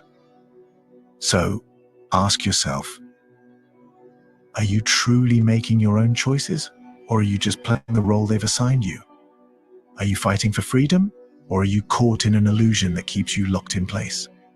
Because the moment you see the invisible system for what it is, the game changes. The distractions lose their grip, the labels lose their meaning, and the conflicts lose their power. That's the first step toward reclaiming your energy in your life, fear. It's the oldest and most powerful tool of control. They've weaponized it against you, not with chains or bars, but with constant reminders of danger and instability. Every headline, every breaking news alert, every dire prediction is carefully crafted to keep you on edge. Why? Because fear bypasses logic. It triggers your most primal instincts, hijacking your ability to think critically. When you're afraid, you're not reflecting or questioning, you're reacting. You're stuck in survival mode, focused only on what's directly in front of you. And they know this. They've engineered a world where you're bombarded with threats, real or exaggerated, every moment of every day. Fear narrows your focus and keeps you locked into their system. It's the reason you feel glued to news cycles, scrolling endlessly through social media, or glued to the latest crisis. It's not just anxiety, it's by design. This manufactured fear keeps your body in a constant state of stress, cortisol flooding your system, your heart racing, your energy draining. Living like this isn't just exhausting, it's destructive. Chronic stress breaks down your body and mind. It weakens your immune system, disrupts your sleep, and clouds your judgment. Over time, it leaves you physically depleted and mentally paralyzed, unable to see the bigger picture or make meaningful change. But fear isn't their only tool. It's just the entry point. Once they've exhausted you emotionally, they hook you into the cycle of consumerism. They tell you that relief, happiness, or security is just one purchase away. Feeling stressed? Buy this. Feeling unsafe? Invest in that. They present products, services, and solutions as your escape, but all they do is keep you chasing an illusion. The truth is, consumerism isn't designed to satisfy you, it's designed to keep you wanting. Look around at the world of work. The 40-hour workweek has become the cornerstone of modern life, but does it really make sense? Does it nurture your creativity or your well-being? No. It's a cleverly constructed cage. You trade the best hours of your day and the best years of your life for just enough money to survive, never enough to break free. And then there's the debt cycle. They lure you in with promises of opportunity, student loans, credit cards, mortgages, only to trap you in years, even decades, of repayment. The system ensures you're always working, always striving, always in a state of energetic deficit. Now let's talk about the cities. The places they tell you hold the key to opportunity and success. But at what cost? Cities are designed to overstimulate and overwhelm. The endless noise, the flashing lights, the crowded streets, they don't just drain your senses, they drain your soul. Humans aren't meant to live like this. We didn't evolve to thrive in concrete jungles, cut off from sunlight, fresh air, and the grounding presence of nature. And yet, we're told that this is progress. But is it really progress when the very environment you're forced to live in is designed to keep you disconnected, anxious, and tired? Think about it. How often do you hear sirens, horns, or construction noise? Even if you're not consciously paying attention, your mind is always on alert, processing every sound, every stimulus. It's a constant drain on your mental and emotional reserves. And what about the lack of green spaces? The sun on your skin, the grass under your feet. These aren't luxuries. They're necessities. But in cities, they're treated as afterthoughts. tucked away in isolated parks you barely have time to visit. And then there's the pace, the unrelenting grind, the endless cycle of rushing from one task to the next. Cities promise opportunity, but they rob you of time. Time to think, time to breathe, time to simply exist. When you put it all together, the fear, the consumerism, the relentless work cycle, and the overstimulation of urban life, it's no wonder you feel drained. This isn't natural. This is engineered. And the longer you stay trapped in their system, the more energy you give away. But what happens when you step back? When you stop reacting, stop consuming, and start questioning? That's what they fear most. Because the moment you recognize these tools of manipulation for what they are, you begin to take your power back. And that's where true freedom begins. Energy drains aren't always obvious. In fact, the most effective ones are hidden in plain sight, disguised as entertainment, connection, or progress. Let's start with one of the most pervasive tools of energy extraction, media and technology. Social media, once hailed as a way to connect people, has evolved into a machine designed to capture your attention and never let it go. Every post, every notification, every endless scroll on your feed is carefully engineered to keep you engaged. It's not an accident that you lose hours staring at a screen, feeling drained and unfulfilled. Here's how it works. Algorithms don't prioritize your well-being. They prioritize engagement. And the easiest way to engage you? Outrage. Content that makes you angry, upset, or defensive is far more likely to grab your attention than something neutral or uplifting. It's why every other post feels like a battle cry, pulling you into heated debates, emotional arguments, and a constant need to defend your beliefs. But while you're fighting in comment sections or endlessly refreshing your feed, your energy is being drained. Every emotional reaction costs you. Every heated exchange takes a toll. And the more exhausted you become, the easier it is for the system to keep you hooked, because you don't have the energy left to step back and reflect. It doesn't stop there. Streaming services are another major player in this game. They feed you endless content, perfectly tailored to keep you glued to your screen. Autoplay features, curated recommendations, and binge-worthy shows ensure that you're always consuming, always distracted, always giving away more of your time and focus. But the energy drain goes even deeper. It's not just about what you watch or scroll through. It's about what you listen to. Music, once a powerful tool for inspiration and healing, has been co-opted as another mechanism of control.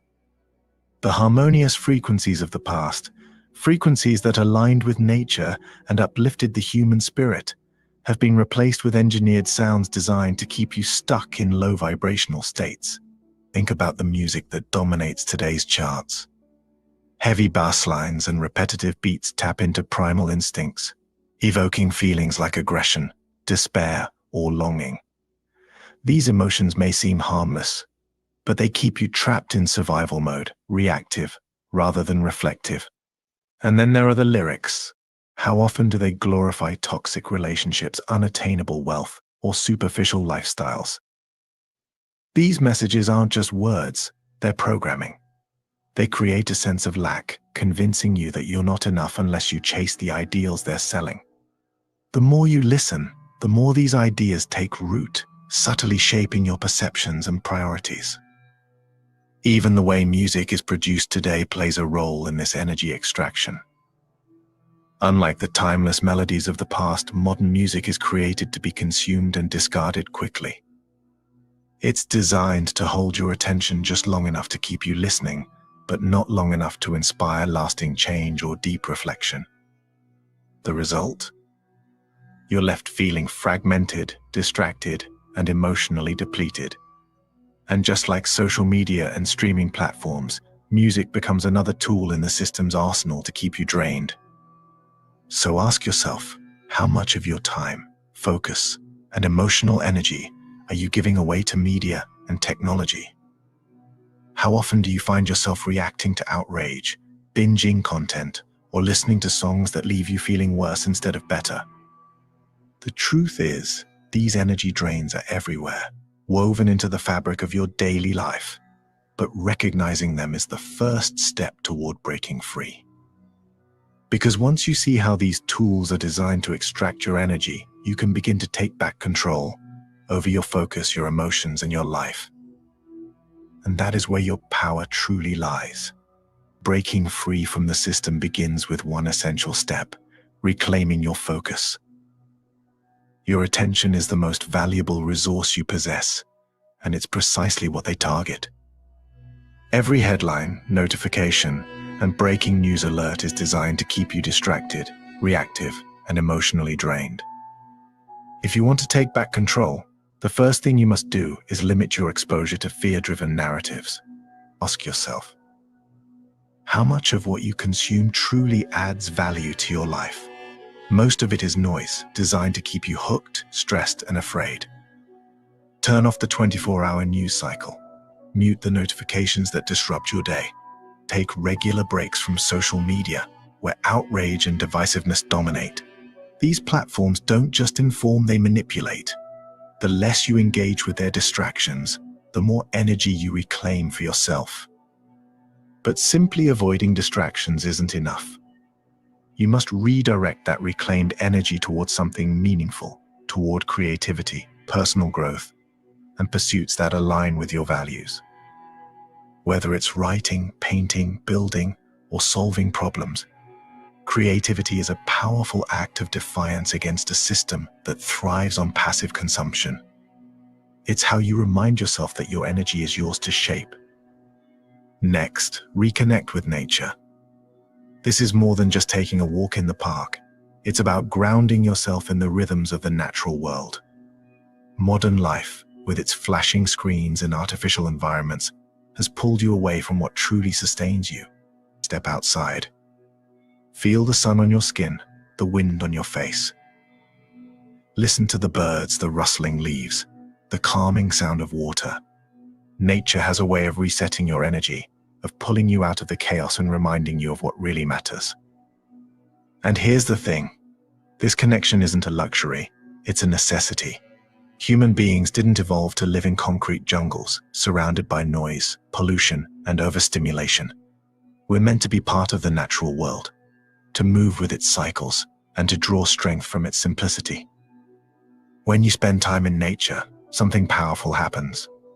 Your stress levels drop, your mind clears, you regain perspective. It's not just a break from the system, it's a way to replenish the energy they've been draining from you.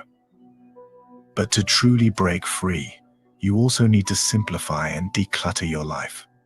For too long, you've been told that more is better, more possessions, more commitments, more everything. But the truth is, the constant pursuit of more is just another trap. Start with your physical space. Look around you. How many things do you own that you don't truly need? How many objects clutter your home, draining your energy simply by being there? Let them go. A clutter-free space creates clarity, both physically and mentally.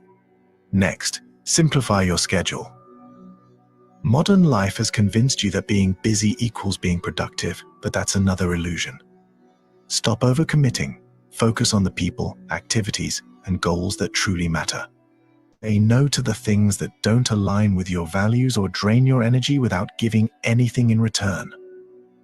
Breaking free is about creating space to think, to breathe, to live on your own terms. It's about cutting through the noise and reconnecting with what truly makes you feel alive. And this isn't just a one-time effort, it's a continuous process. Every day, you'll face new distractions, new demands, new ways the system tries to pull you back in. But every small decision to reclaim your focus, reconnect with nature, and simplify your life is a step toward freedom. The system only works if you continue to feed it. When you stop giving it your energy, its power over you fades. So ask yourself, where will you direct your focus today? Will you let it be consumed by the noise, or will you take it back and use it to create something meaningful? This is your life, your energy, your choice. Start small, spend a few minutes outside. Turn off notifications for an hour. Clear one corner of your home.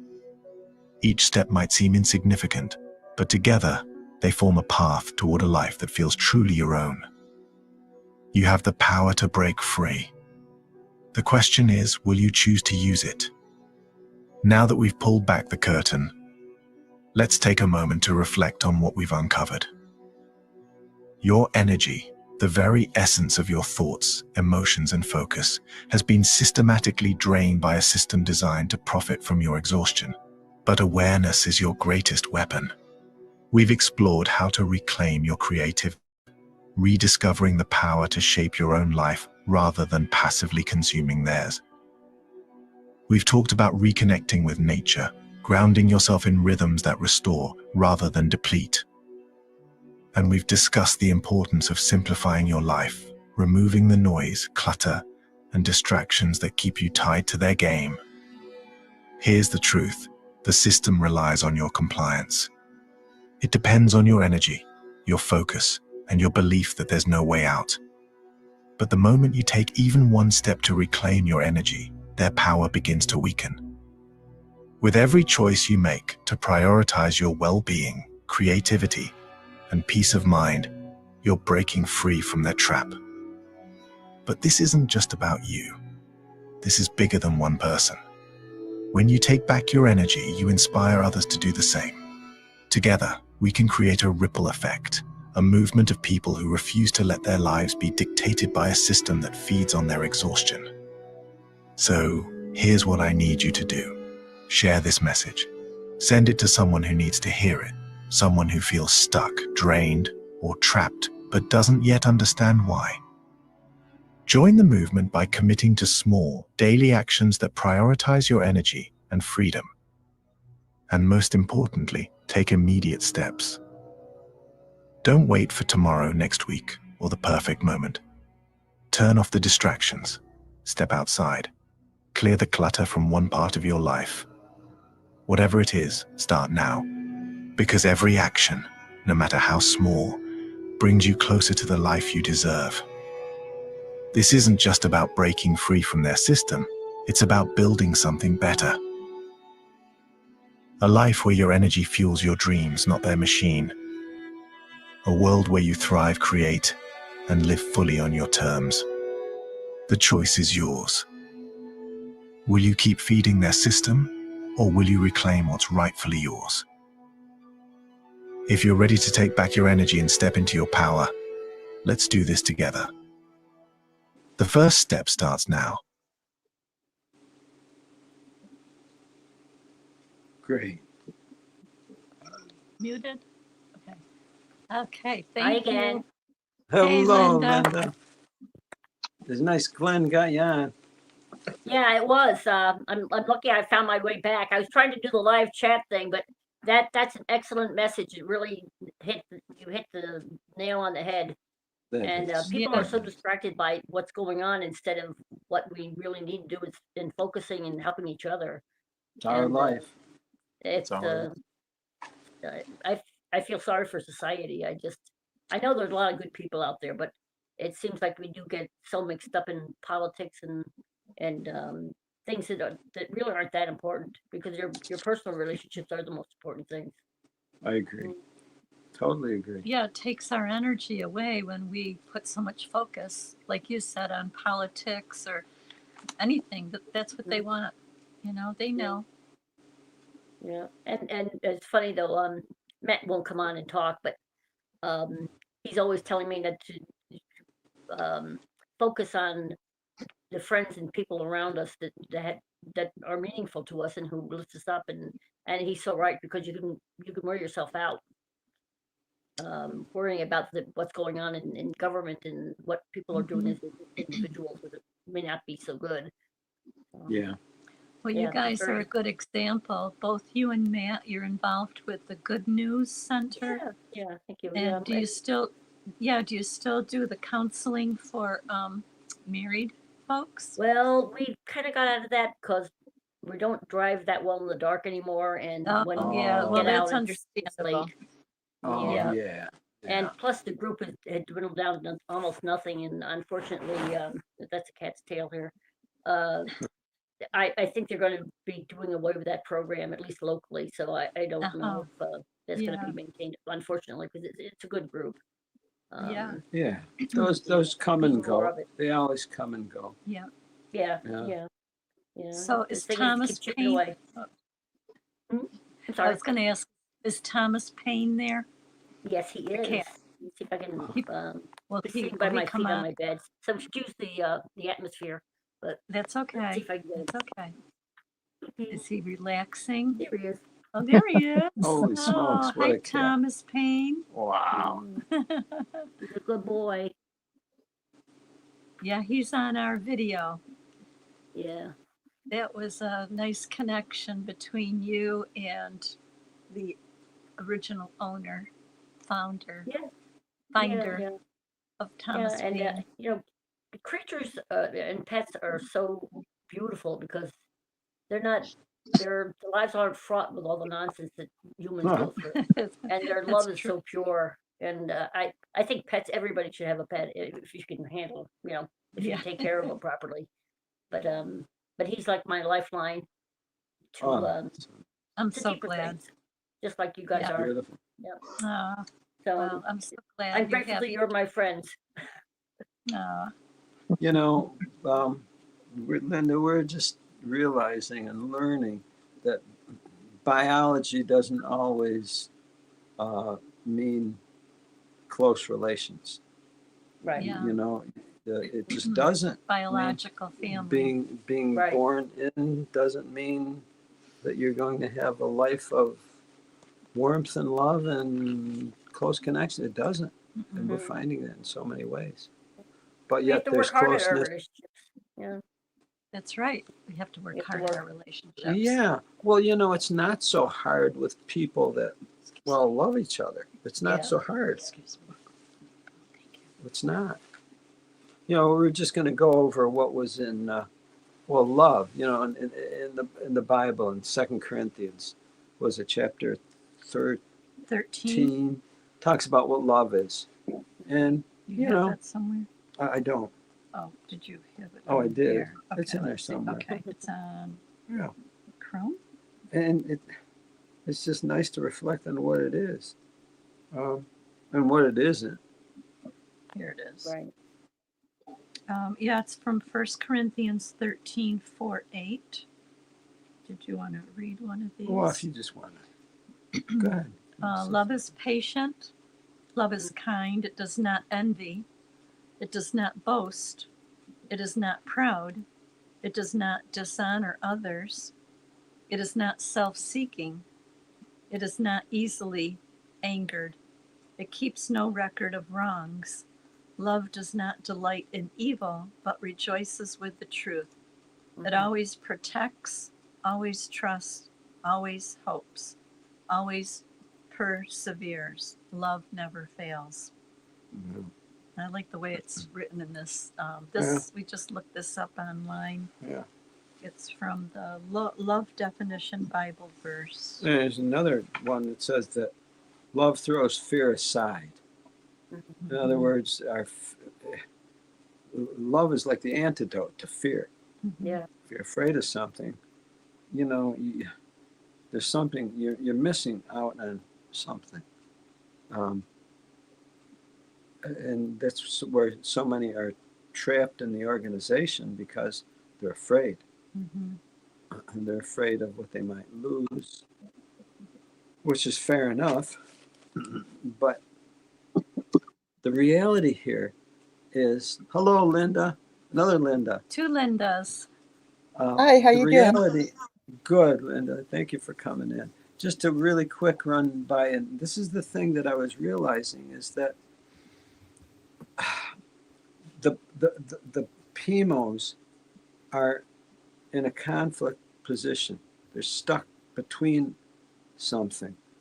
They're seeking the love of those that are in, who have turned their love away from them. Right.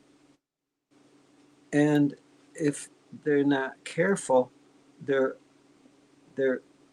avoiding or could be rejecting the love of the ones who are out. who Right. would love them. Exactly.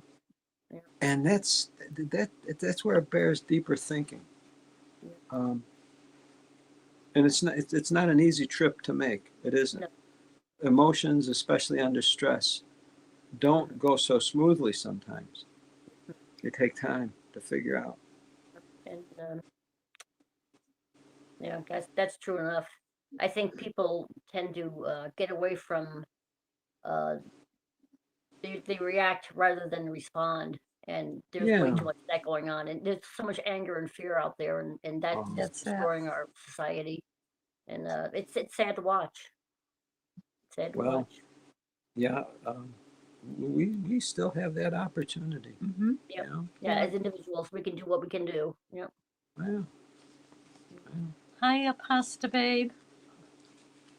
Hello. Thank you for being here, Linda. And it's good to see you, Anna. Who's that? Anna? Annie. Oh yeah. Annie. Annie, forgive me. Oh, You forgive were me. I'm sorry. close. That's no problem. I was And just sitting here. Annie, I was just sitting here listening for a bit. Oh, Linda. you know, we've heard Joe and Fran talk about how they volunteer and do the soup kitchen for a few years now, and then getting to meet a friend of theirs that they know through that volunteering of theirs. It's really cool. Yeah. Wow. Thank Yeah. you for showing up, Linda. Yeah. That Well, video, as soon as it's, go ahead. I was going to say the video, as soon as it started, I was like, oh my God, this is what the org did to us. Yeah. It had us Oh yeah. right off the bat, and even us as children, we were handed the, my book of Bible stories or the Paradise book from our parents, because they believed that was a nice children's book, because Yeah. that's what they were told That's and the one that instructed we to got. do. Yeah, Linda, we did that. We did that with the course. children. of course. And this is past the time that you were gaslighted to believe that all the directions from the leadership was basically of God's directions, So Yeah. of course Yeah. you would hand these books to your children. So, Yeah. us you can't- as children growing up, we kept being traumatized over and over and over again. And I grew up in the era of 1975. And I'm Yeah. going to tell you something. I can remember from the age of 4 years old till the time I was 11, there was not a meeting that went and happened without them mentioning the expectation Wow. of the Great Tribulation or Armageddon starting in 1975. And Wow. they didn't straight up say Armageddon's going to happen in 1975. They had a puzzle piece. 6,000 years means the end of this time, and that means that the 7,000 year will start in 1975, and then these other doctrines and a few other doctrines that, when put together, the puzzle pieces mean we can expect this to happen, including the inches that were measured that, according to Charles Taze Russell. Yeah. Annie was talking about the Paradise podcast. I love it when he calls Charles Taze Russell Chuck. Chuck Yeah. Russell. Chuck Russell. Good old Chuck. Yeah. Chuck Russell. But, Can I just interrupt a second? Penny is trying to get on stage, and she needs to add. Looks like they need to add. Yeah. Please ask them. Yeah. If you know what that means, Shauna. Penny. would No, that be Shauna? they need to Shauna's add their saying. mic and camera?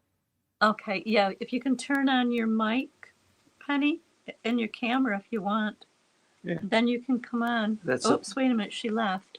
Well, if you can still hear us, Penny, Yeah, please come on. We'd love to hear from you. Yep. I'm sorry, Linda. What were you saying?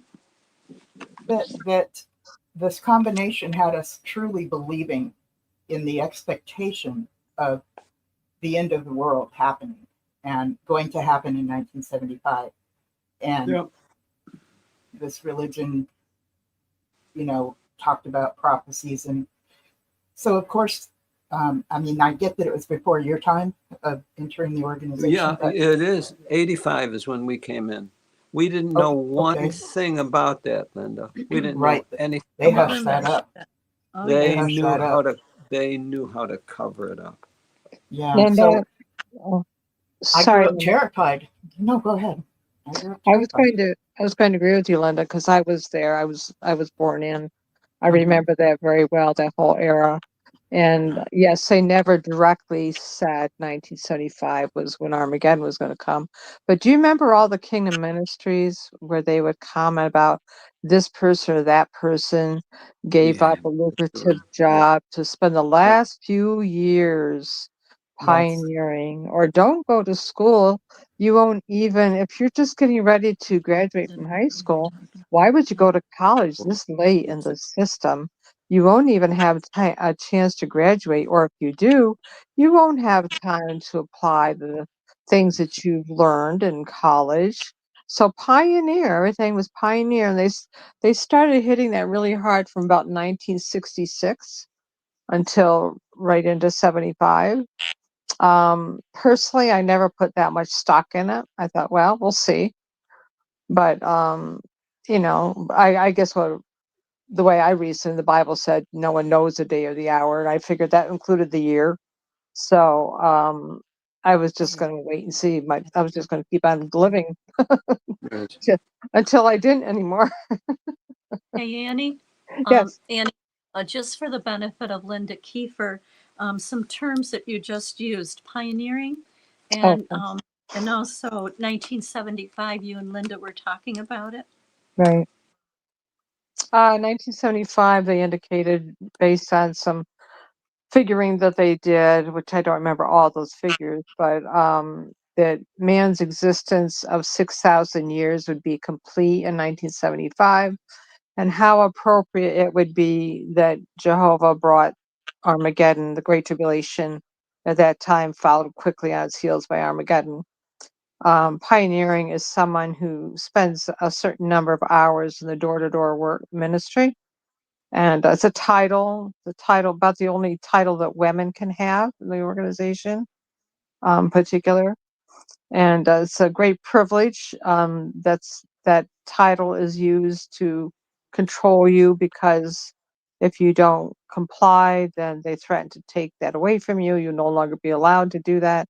So, anyways, that's the gist of that Do you information. or Thank you Lynn, for the explanation. yeah, Yeah. Annie or Apostle Babe, do you remember how many hours it was in 1975? I know it's probably. It was like one. I don't remember the hours in 75, but when Rutherford first assigned hours, it was 175 hours. And it Yes. has gone down ever since. Well, Yeah. when we came in, when we started in 1985, I remember 90 hours. So That it was was 100 before that, Okay. 100. and it was 120 before that, and then Okay. like Beverly Linda, Harvard. Yeah, Beverly said 110 or Okay. 120. Thank you, Miss 120. Beverly. So, yeah. So Miss Linda, this position of pioneering, it's a title. People that pioneer make a commitment to put in so many hours per year, and which Right. accounts to maybe 100, 110 hours a month of going door to door. But the thing is going out in service is the same thing as going door to door. So anytime a Jehovah's Witness knocks on your door, or maybe shares the organization's message in line at the grocery store or something, that is a time that they can set aside, and they actually filled out a slip every month how many hours they would put in. And what we were taught is that this was mandatory. Yeah. Because scripturally it was called a commission. So we were literally coerced to believe that this was absolutely what Jehovah God expected of all of us. Okay? And then we go ahead. Yeah, we would be blood guilty if we didn't. Correct. Right? Correct. Yeah. How's that? Yeah, because so if that's someone, the guilt. Yeah. Mm-hmm. Yes. If someone dies Yeah. because we didn't warn them, You're guilty of it. then we would be guilty, Yeah. Linda. That's how we had to view it. That's Exactly. terrible. So These were instructions that we were supposed to do this from God, and if we didn't, we would literally have these people's blood on our hands during Armageddon, which was, who knows how long that was going to last, but it was going to be pretty scary and apocalyptic, and people are going to be dying left and right. Everybody that's not a Jehovah's Witness will die, is what we were Apostle taught. Babe, Apostle Babe or Annie, can you please tell us in the Bible where the word pioneering is? I wish I could. Yeah, Not. it's not there. Look, the guys were creative. Jeez. Well, Yeah. if you heard about the prison experiment of, gosh, I forget his name, but there was a prison experiment that was done at a college, like Milgram's or something. That was terrible. Yes, we oh, it was watched. terrible. So within that experiment, they got titles. Some were security guards and some were prisoners. Mhm. Okay. In the organization, the ordinary person was a publisher, which makes no sense because we didn't publish. The Watchtower and Awake headquarters did, but that's what we called ourselves, publishers. Yeah. And then the leadership was elders and other people above them. So there was some of that going on within the organization. And within that experiment, we got to see how having a place of authority or power over others can be abused. And it was within the organization. Because there really wasn't many checks and balances to take the abuse away. You know, this organization utilized the state-of-the-art psychology that came out of different authoritarian governments, and from either from the Russians, from the Soviets, and they used it. They used it in us as like a laboratory, and we were basically a laboratory for authoritarian control. We were not a religion, not a religion. No, it never was, really. No. That experiment, go ahead, Annie. Oh, I was just going to say that I think we've discussed before that back when I was young, it was not considered a religion because I remember it was a brotherhood. Because I remember that the elders would not put the name or the phone number of the Kingdom Hall in the yellow pages under either churches or religion. There would be in the white pages under Kingdom Hall or Jehovah's Witnesses. I think it was Kingdom Hall.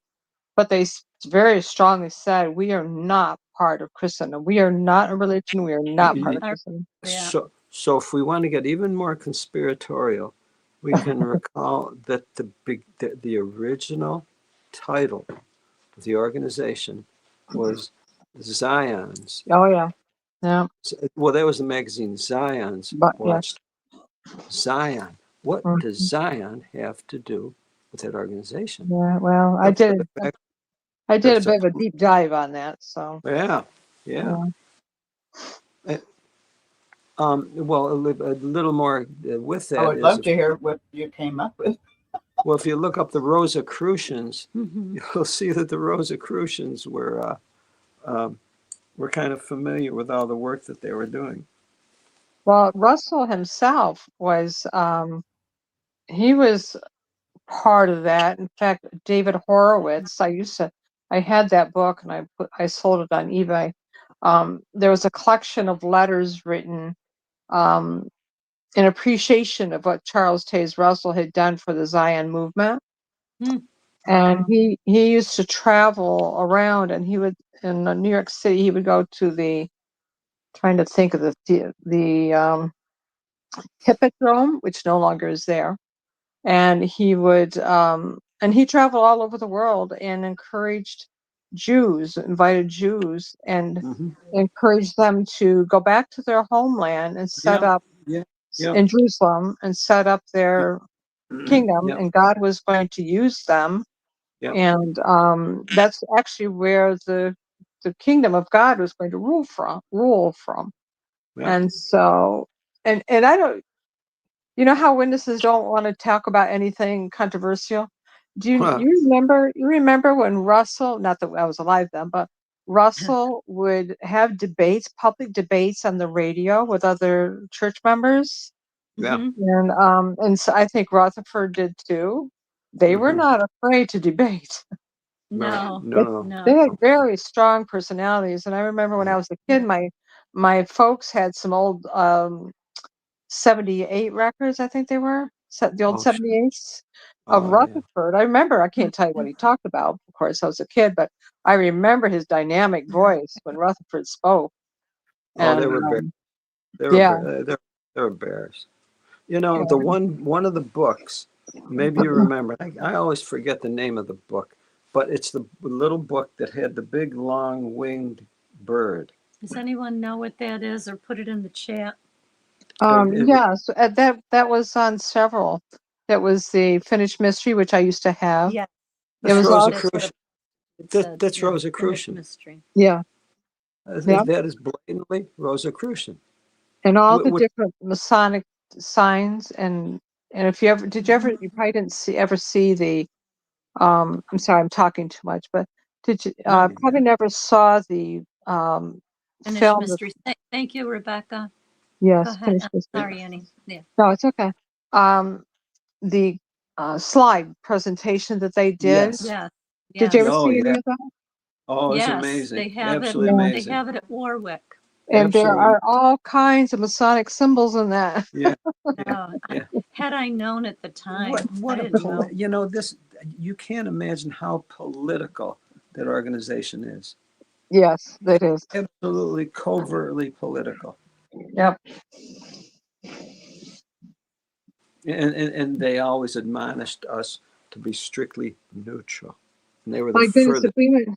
if I went down to the YWCA to use their pool, I could be, action could be taken against me for using their pool because it was in that case, another religion. Yeah. Yep. But here all the while they're members of the United Nations. Yeah. I know. And Miss Linda, so when we get together, when Joe and Fran host the show, we get to kind of just bring up this stuff and get to speak out about the contradictions and the stuff we've discovered, and the reason this is very healing is just confirming the deceit that was used on us. All destructive groups of any kind will recruit by deceit. So they have to do a sleight of hand and give you the impression that you're signing up for a cause or a purpose that you would go along with, and that's how they're presenting it, and you find yourself joining it, and it's actually a way of deception.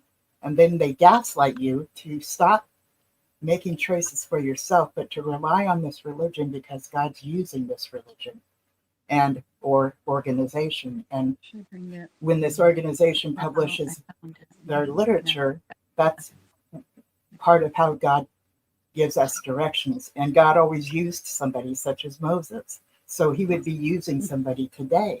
And by the way, it's us because we're so amazing, So they bring up this thing, think about how all of your decisions have gone, and you stop and think and realize, gosh, I've made some pretty bad mistakes. And then you compare your decision-making skills with God's, which is perfect. And you tend to want to take God's directions. And so they gaslight you to believe that organization is the channel that God uses to speak to his people, which, by the way, they call spiritual Israelites. A certain section that believe that they're going to heaven, and then the rest of the JWs are considered ordinary followers. I'm sorry. I just wanted to say it's sad that they use people who are fearful and manipulate them into situations that are unhealthy at best. Well, and, they don't love us. It's so sad to see. Well, they don't love us, Linda. No, not at all. They don't love us. They want us they want slaves. Yeah, absolutely. They want slaves. But there's this process that they do called love bombing. So if you're at a time of your life where you're going through a stage where you just might be a bit more vulnerable in life, where maybe you've lost a family member through death, maybe you have somebody broke up with you, Maybe you've moved from one town to another and you don't have your social structure together yet, or you left high school and went to college and now you're on your own and you're young and you're, kind of gullible and stuff. So they pick these times where you're more easily persuaded. And there, this is really sad to admit, but there were some people that would literally look into the paper under the obituaries because they would talk to these people that just lost loved ones and give them the message, which they, is considered the gospel, aka the good news of the kingdom, because they above anybody needs it, of course, and write them a letter and stuff like that, thinking they're doing a wonderful thing, and they don't. These people are wonderful people being deceived. The members are, for the most part, they're good-hearted people. And once they get higher up in the echelons or get a little bit of power, they're also like trained to be narcissists as they're going up into the higher and higher and higher. Yeah. And so, yeah. It's a grooming. It's all a grooming process. It really is.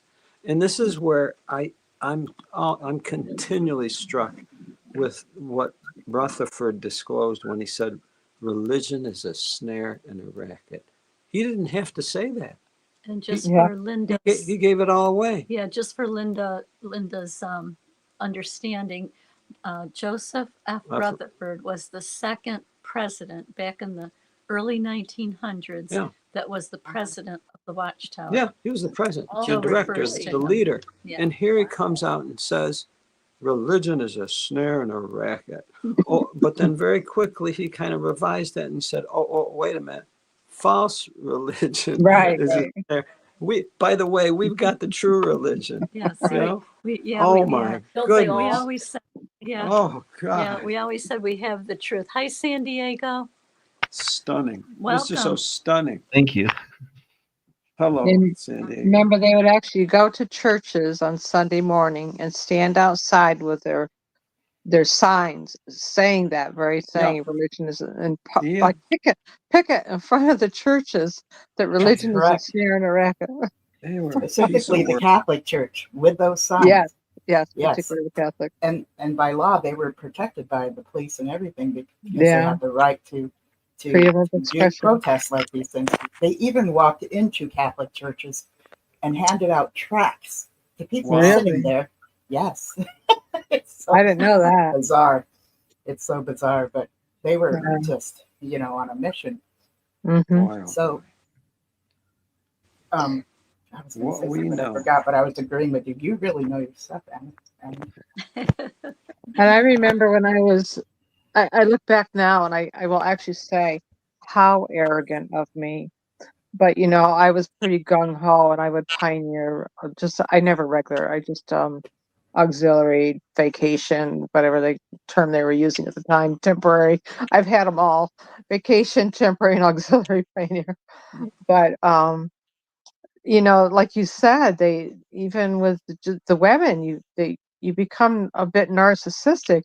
I remember on Awake magazine, I think it was, and the title of it is are the religious leaders fleecing the people? And I remember marching up to a Baptist minister's house. I was all prepared to give that to him. I wanted him to have that. Nobody else would go, but I went. He didn't answer. No one answered the door. My religion. But I left it. I left it in his door anyways. Hoped he would see it. But I look back now and I think how arrogant that I would think that I was in a position to counsel, if you will, a minister who's gone through theology school, college, and all I knew was what little I had learned sitting at the Kingdom Hall. We all were. It's amazing. We all did. It's absolutely amazing. But they would tell you that even if you knew the name Jehovah, you knew more than all the people going to their church. And that's where the narcissistic mentality started. Yeah. Yeah. I look back, I'm so disgusted with it. Yep. Well, that's why we do what we do. Yeah. Well, at least we don't have to worry about that as much anymore. So that's always a good thing. Yeah. It was Joseph Rutherford that also declared this organization as a theocracy, which is a government ruled by God. Oh, that's right. Yeah, he So this did. is also confirming that God's using this organization. I had Yeah. no clue. That's what the Catholic Church says as well. Oh, really? Wow. Some of the terminology that was used, especially early on in the organization, was terminology used within the Catholic Church. And this organization is kind of like a mini Catholic Church, but way more stricter, way more authoritarian. Yeah, you know, Joe and I grew up Catholic, so we never liked it when they bashed the Catholics, and they would do it whether we were out in service, you know, the door to door while we were sitting in the car. Someone inevitably would bring up something about the Catholics. So Joe finally said something to one of the elders. We were in the car No, group. in fact, this was the elders. It was at a house, Oh, was it the and house? we were writing letters. Oh. And they were having a field day, acting like 3-year-olds, insulting, you know, another religion. Yeah. It's like, you know, how appropriate is this? Yeah. You know, aren't you better than this? And apparently they didn't think they had to be. But the elder did stop doing that. Yeah. He did mention it, which I thought was good, because they would have just continued doing it thinking that that was normal. So. And then, of course, their justification is, well, the truth hurts when people hear it, everything like that. So I guess it doesn't work that same way if the truth is exposed about this organization. Now they start suing other people, like the way they did that help group in Spain, or what was it, Spain or Italy? Spain. Yeah, Spain. Yeah. Mm-hmm. Because they called them a cult or high control group. Like, oh my goodness. Well, so here's a question. So how do we guard against falling prey to that kind of trap again? Because as humans, you know, apparently we're susceptible. We are susceptible to that influence. How do we avoid falling prey to this? Yeah, whether it's Again, religion it could or be anything. politics, Anything. How do we fall? or how do we avoid any this? group. Yeah. Learn the identifying marks of a cult is really not too difficult. Stephen Hassan came up with a bite model. Yeah. A group that controls your behavior, your information, your thoughts, and your emotions. I mean, that's simplistic, but there are 4 things to watch for: a high control group that wants to control those things, and then it's more extensive than that too. But in fact, that was what kind of woke me up. I was just examining myself to see, am I the kind of person, do I have the kind of personality that could fall prey to manipulation, to mind control, to a cult? And when I started learning about it, I thought, I think I'm already in one. Well, okay, and so here we knew the guiding principles, the principles that, well, Jesus taught, for example, and yet it's almost as if, well, we listen to the governing body. You know, but wait a minute, what about the principles, Jesus' principles? It's the governing body. They said things like, we're confident that Jesus trusts us. It's like, oh my goodness. Right. They're confident that Jesus trusts them. And it's like, well, aren't you supposed to trust Jesus? Part of the gig when you are involved in this organization is the gaslighting convinces people that God's using this organization to help us make these decisions, and and they call them policies and whatever, okay? But you're supposed to uphold them. And even if your intuition and your gut instinct goes against it, you have to push that down, because you really believe these are instructions from Jehovah God himself. Okay? Yeah. This is what a person in a cult has to battle with. Not getting to trust themselves any longer, but taking the directions of if somebody, if anybody in your life ever tells you they're God or that they speak for God, that's cult 101. You need to run. You need to run. You need to run. You need to run. The thing that I come away with is that as humans, if we fail to follow our internal guidance on those principles, if we fail to follow our guidance, we violate our own self. When we place ourselves in someone else's influence, we just violated our human nature. And now we're going to be exploited, all because we allowed that to happen, and we shouldn't allow it to happen. I watched I'm sorry.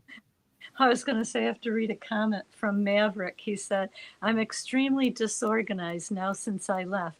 I don't trust anything organized."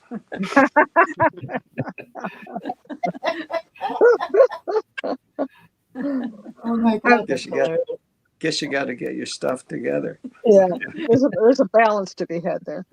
Yeah. But I was going to say, I watched documentaries on David Koresh and Jim Jones, and how they controlled the people. It's just amazing the things that they got those people to do. And because why? Because all cult leaders and religious leaders give you the line. They have a special relationship with God that you don't have. And by the way, you can't have. So you better get in line behind me if you want salvation, or you're dying. And so basically all religious leaders in some respects does the same thing. Cult leaders are really good at it. How I've got to ask you all a question. We all went to the doors, and we all had many people give the response after we gave the spiel, and they looked at it and said, "I'm not interested." How do you feel about their decision? I felt, me personally, it was a relief because I didn't have to sit there and talk anymore because I hated it. Absolutely. As a matter of fact, I even thought it was really creepy just going up to some stranger's door. And I didn't really have a choice as a kid, obviously, especially when I had the privilege of going with mommy to the door. But it was like, I just absolutely hated it. And I think that was one of the biggest reasons I avoided being an unbaptized publisher for such a long time, even right up to the age to eventually I had to get baptized, or when the articles were being updated to do not welcome some individuals, and if you're on the fence, then you're actually really against Jehovah and all that stuff. But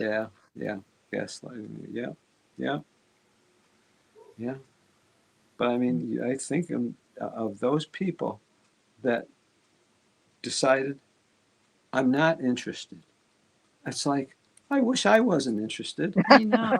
I wish that you weren't interested. Well, I wasn't interested, to be honest with you. I was interested in I was interested in the family learning the Bible and volunteering. Honey, it was a trick. I said, well, who knows? Maybe they'll have it there. Well, I was wrong. Yeah, and I was the one that wanted to go to meetings, and I regret that. So be very careful about your desires, because your desires is like the tool by which we can be manipulated. All you got to know is let somebody know your desires, and they can get you. Yeah. I know that San Diego Pimo mentioned unbaptized publisher. Oh, yeah. Now, Linda Kiefer doesn't know what an unbaptized publisher is, because I know in the Catholic faith, they baptize babies. They sprinkle them with water, and that's their baptism. I was baptized. When you're first born, okay? Because if something should happen to you and you're 2 weeks old, you could end up going in limbo. So our parents, Italian background especially, I don't know about you, Linda, but our, as soon as like a week old, they had you at the church, and they were, baptizing you. So that's the Catholic. The Jehovah's Witness, they waited until you could make an informed decision. So in some cases, you have like 5 and 6-year-olds getting baptized, and they submerge you in water. And sometimes it's 13, and sometimes it's not till you're 17 or 18. So the longer it takes you to get baptized, you're looked upon as being weak. What were you going to say? Yeah, and the other thing too about the witnesses, it shows how devious they are. They also, at the point of baptism, 2 things. Number one, you were supposed to make a quote unquote dedication, and that was like kind of like a personal thing to God. Okay, that you dedicate your life, blah blah blah. But then the other thing, when you approach baptism at the convention or the assembly, they have you agree to 2 statements that they make. And you have to agree to those 2 statements. And you wonder, what are they getting us to agree to? Yeah. But you know, oh, go ahead, Joe. I don't mind interrupt. No. Oh, no, I'll let someone else finish it. I was just going to say along those lines that those questions have changed numerous times. Back in 64, I was baptized at the ripe old age of 11, and for all the wrong reasons. But at 64, I don't remember exactly, but it had to do with repenting of your sins, accepting Jesus as your ransomer. And of course, at the ripe old age of 11, I had a lot of sins to repent from. And then the other one was, it didn't have to do with being part of an organization, though. Right.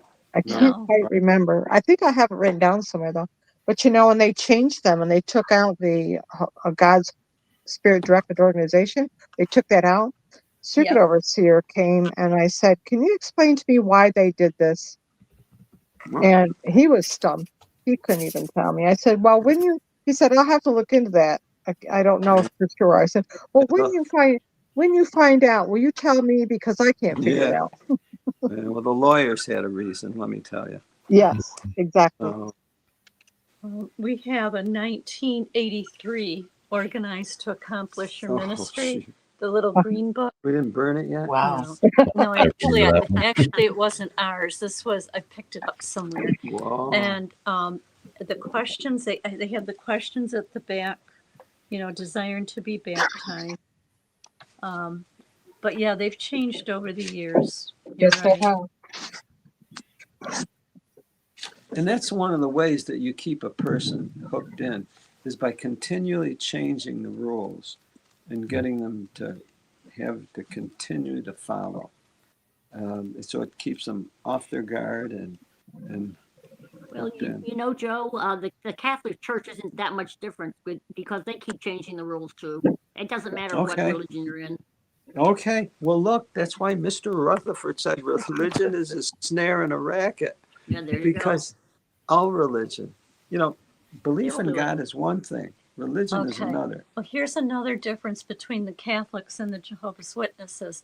So once you're baptized, Linda, that person is accountable. So if they go out and let's say they're not married and they have sex before marriage, that person can get disfellowshipped. In other words, the ones in the congregation and their parents and their brothers and their sisters stop talking to them. They have no contact. So let's say a person they're 15 years old and maybe they got baptized when they were 11.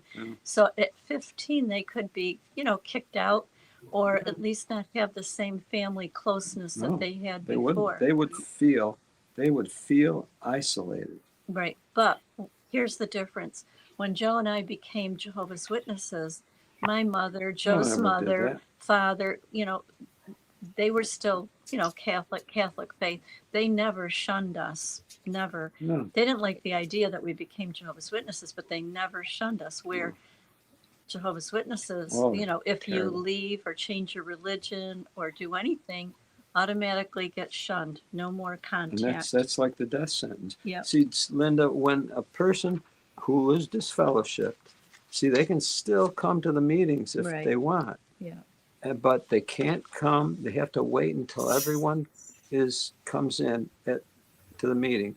Then they have to come in after everyone's in. They have to go to the back of the hall and sit down separately. Yeah. And it's a shame. Like you're shamed. Oh yeah, you're being Oh, shamed. exactly. Yeah. Yeah. And what's See- interesting too is that they may not they announce your name publicly, and although they may not tell you what you did, there could be a local needs talk about a week or two later Well, describing now the everybody dangers of knows. what, Yeah. yep, how Yeah. what to get people to think. So that's what they did to Go ahead. oh no, to possibly get people to think that that's what they Yeah. did, even though they Oh, don't. oh, and then the rumor mill starts.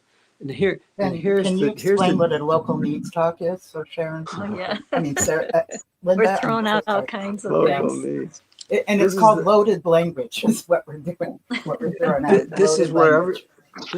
everybody like wonders. Yeah, everybody wonders, what are they going to tell us now that someone did that we shouldn't do, or that we should watch out for, or that we've been bad boys and girls, and we're going to get lectured basically. It's terrible. It gets really quiet. And yeah, and it's like, okay, what did we do wrong? You know. It's infantile. See, they treat people like infants, and they do that purposely to keep people in control. Yeah. Now, see, the thing that they've changed because they want to, they're trying to curry favor with the governments. They said, well, no longer will the elders initiate the disfellowshipping. Right. Now it's going to be basically through the individuals. So, in other words, if an individual thinks someone should be disfellowshipped or should be shunned, then they can do it themselves. So, that means, see, the elders are trying to get out from being guilty or responsible for being accountable to the governments. They don't want to be accountable. So now they're saying, well, now you got to do it. Now you have to go shunning each other. And it's like, it's They don't use the word disfellowshipping No, anywhere. removed. Now it's removed. Removed. So see that they lost, like Joe was saying, they lost their funding in the country of Norway. Yeah. And after all that, now all of a sudden they come out with these new policies, like you said, the Kinder, Catholic Church gentler, does. yeah. Yeah. And so that's one of the policies is they're not allowed to say disfellowshipping. It's removed. And if someone does come to the Kingdom Hall, you can say a greeting to them. You can say, hello, it's nice to see you. And then you take your seat and, so that's. They're still third-class citizens. Yeah. Yeah. So nothing's changed. And here's an interesting thing, too. No longer are the people there members. There are no members. They're not members. They're called adherents. They're adherents to the organization. See, because a member carries certain legal rights. They're not They're not members. Everything they do is They're legal. they're adherents. Yeah. Yeah. They change so many wording and things just for the legal aspect of it. Yeah, I had a minister ask me one time, I was at a funeral, and it was a very small community, very small chapel, gave a nice little funeral talk. And we were talking afterwards, and he asked me if I'd been raised around religion. I told him I was raised one of Jehovah's Witnesses, but I recently left. I have nothing to do with it now. And he said, I don't know much about Jehovah's Witnesses. He said, but I know that they're very legalistic. They are not about forgiveness and grace. They're very legalistic. And I thought, I went back to him after he said that. I said, you just put into words what I had not been able to do. And I had another female pastor, tell me when we were talking, and we were talking about the disfellowshipping arrangement. And she said she didn't understand that because she said in our religion, if someone is struggling, so we surround them with love and give them, that support. We're support for Compassion. them. We don't isolate them. That's cruel. That's slavery. That's slavery. And see, this is where, there's a saying that said, real eyes realize real lies. Mm-hmm. In other words, anybody who's got their eyes open realizes these people don't love me. It's not a religion. They want slaves, and they're going to do everything they can to injure me if I leave. And that's a slave. That's a slave relationship. Yeah, it's like the only time they might be your friend is like what Bob mentioned earlier, is when it's probably convenient for them. Oh, they're labeled him as an apostate, or somebody asked him if he was an apostate, and then the same person, I can't remember how long later, hey, can I get your advice on something? That is just absolutely so two-faced, and that's like one of the reasons, because of my uncle is in the same situation. He's not disfellowshipped, but he faded like about 20, 30 years ago. And because he openly admitted to living with his girlfriend at the time, I don't know if they're still together or not. That's when my mother and my uncle, who's an elder, decided to treat him as a quote unquote disfellowship person, which is what my dad found also like that's totally not right. And then my daddy actually kind of blasted the two of them. He's like, oh, but you're going to go to him when you need a favor for this purpose or paralegal stuff and all that stuff. But outside of that, you're going to treat him like a disfellowship person. That's it. That's it. Yep. And Miss Linda, treating someone like a disfellowship person means treating them as though what we were taught is that they were spiritually dead, meaning that God doesn't even recognize their existence. Often told that their prayers are not heard by God. So, and they will definitely not make it through Armageddon. And that was a big deal, hoping to make it through Armageddon into the new world, the new system of things, which was going to be paradise on earth. And you hoped you would live through because you didn't, you just hoped you made it through. That was like this big accomplishment if you could make it through Armageddon without being destroyed, right? Well, Pasta Babe, I don't know if you recall, but there were even times when the different members of the governing body they were lamenting that, if we were under the Mosaic law, we would be stoning. Yeah. And it's like, and I'm sure they regretted that. And see, so basically shunning is like a modern day stoning. Yes. Yeah. And this is the thing, they use the term apostate much like a slur. Oh, it's a horrible slur. It doesn't just mean somebody that's changed their religious or political beliefs, which is the dictionary definition. It means somebody who's changed their religious belief and gone and joined the devil himself. Okay? If you're choosing to live in the world is run by Satan, and that's where you're choosing to live. So that's that's unfortunately how the congregation looks upon Joe and Fran. Like they've gone and joined the devil, which is horrible, No, I said, no, we're graduates. We're not apostates. We're graduates. That's true. Oh, jeez. Oh, my. But you know what, Auntie Fran, you were mentioning about how you regretted, wanting to go to meetings and stuff back then. Let me remind you, you had 4 small children. Getting to talk with children your own age might have been an understandable desire to go, hang out with other adults and have adult conversations. Of course you craved that. Of course you did. Oh, no. Yeah. No, it's not. The socials. See, and that's where I understand why people, crave this religious association because of the socializing. Yeah. It's important. It's needed. And at the time, our relationship was not good, Joe and my relationship. So, you're looking for, certain things, but we just regret it. I go back to the day, I just kind of play the scene back, and it's like, okay, so instead of going to the Kingdom Hall or instead of going to the memorial, we could have just stayed with our little family and, took care of our family, but no. It was that time in our lives that we were looking and searching, and We even looked to the Amish. We almost became Amish. Yeah. I mean, we were really searching. And anyway, Were you that's our instructed? story. Pardon? Yeah.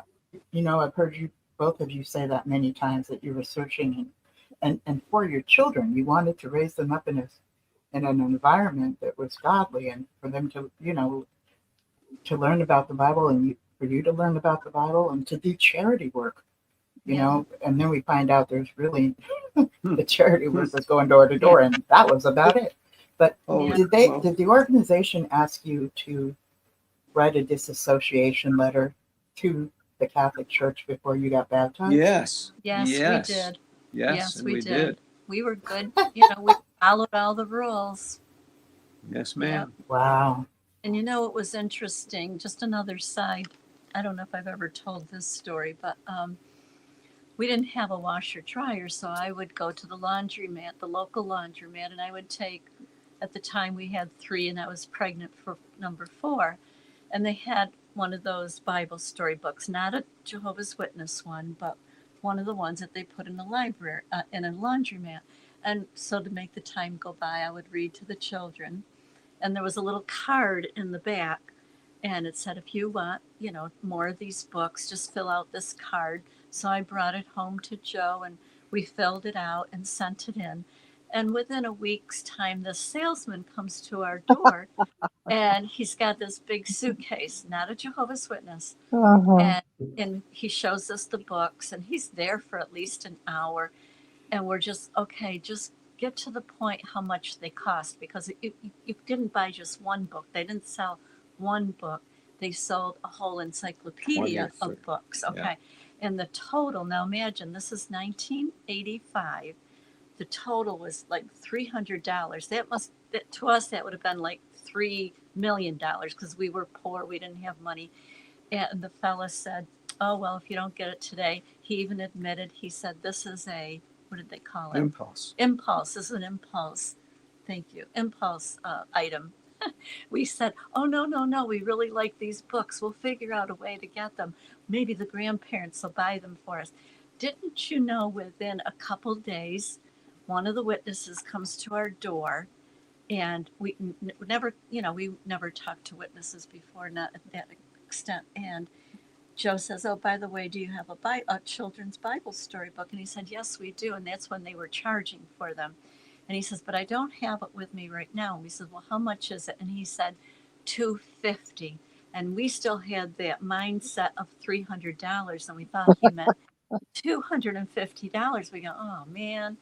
And he goes, no, $2.50. We go, oh, well, that's more like it. We can afford that.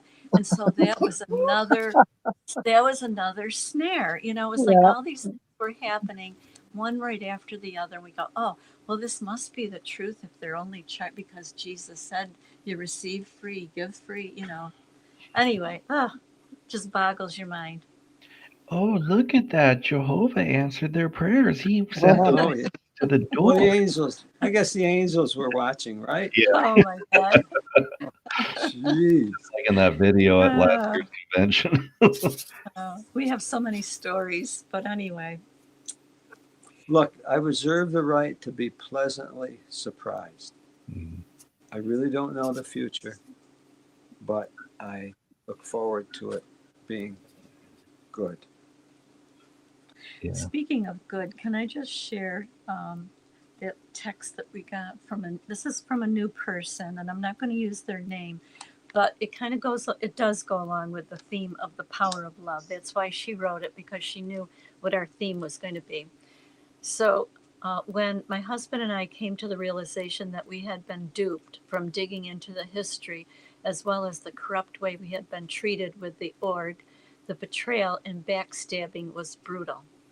The stress increased as 2 of our boys are at the branch, been there for 6 years. Well, the stress is horrible, and it affected my health quite severely. There was also another sis who was waking up, and she needed a huge support, as she had been disfellowshipped, but returned so that she could attend her daughter's wedding. Anyhow, I'm big with Chinese medicine, and I have known a fabulous practitioner as well as her lovely mother when still deeply in the org. Always tried witnessing to Jill and her mom for many a year. So I suggested to Noriko that we both go and get some acupuncture and herbs. Sis will return to attend her daughter's wedding. We did. Sitting with Jill, I was able to be authentic and I let the floodgates open and let out all my pain in regards to the lies, deceit, and manipulation of the org, as well as the stress over possibly losing our kids. I was raw and real and in tears. I needed her help as my body was messed up, and she has helped me many times over the years. Do you want me to finish? Or? Yeah. Financially, we were struggling because of other situations also happening. It was like poop hit the fan in every direction. Jill came up to me and said, "So and so, when you hit your first million, you can pay me." I burst into tears. I have seen Jill maybe 8 times, and she would not take a penny, as I tried to pay her every time I saw her. I was overwhelmed with the love and support she gave to me and still does, with no strings attached, pure love. I was so grateful. She is a true friend with a heart of gold. Her mom, Shirley, in her 80s, also took me under her wing as I would stop and visit Shirley before I had an appointment with Jill. Shirley had also been taken advantage of by organized religion many years back. She understood my pain. She listened to my pain and struggles and continues to be there for me. Again, genuine love with no strings. Shirley's words of wisdom, she love, were like salve on my heart, so loving. And then she would bring her things, and they have been an absolute godsend to my health as well as mental health and non-JWs. I am ever so grateful for all Jill has done for me and continues doing. Jill reaches out to me often and says, "Hey, how you doing? You want to come in for a tune-up?" And I'm telling you, just wow. How disrespectful and cruel to be drilled into our heads that worldly people are not to be trusted in the long run. Shame on Watchtower leaders for messing with good people's hearts. Dang. Oh dear, I rattled on. Sorry. But that we were so touched by that. Yeah.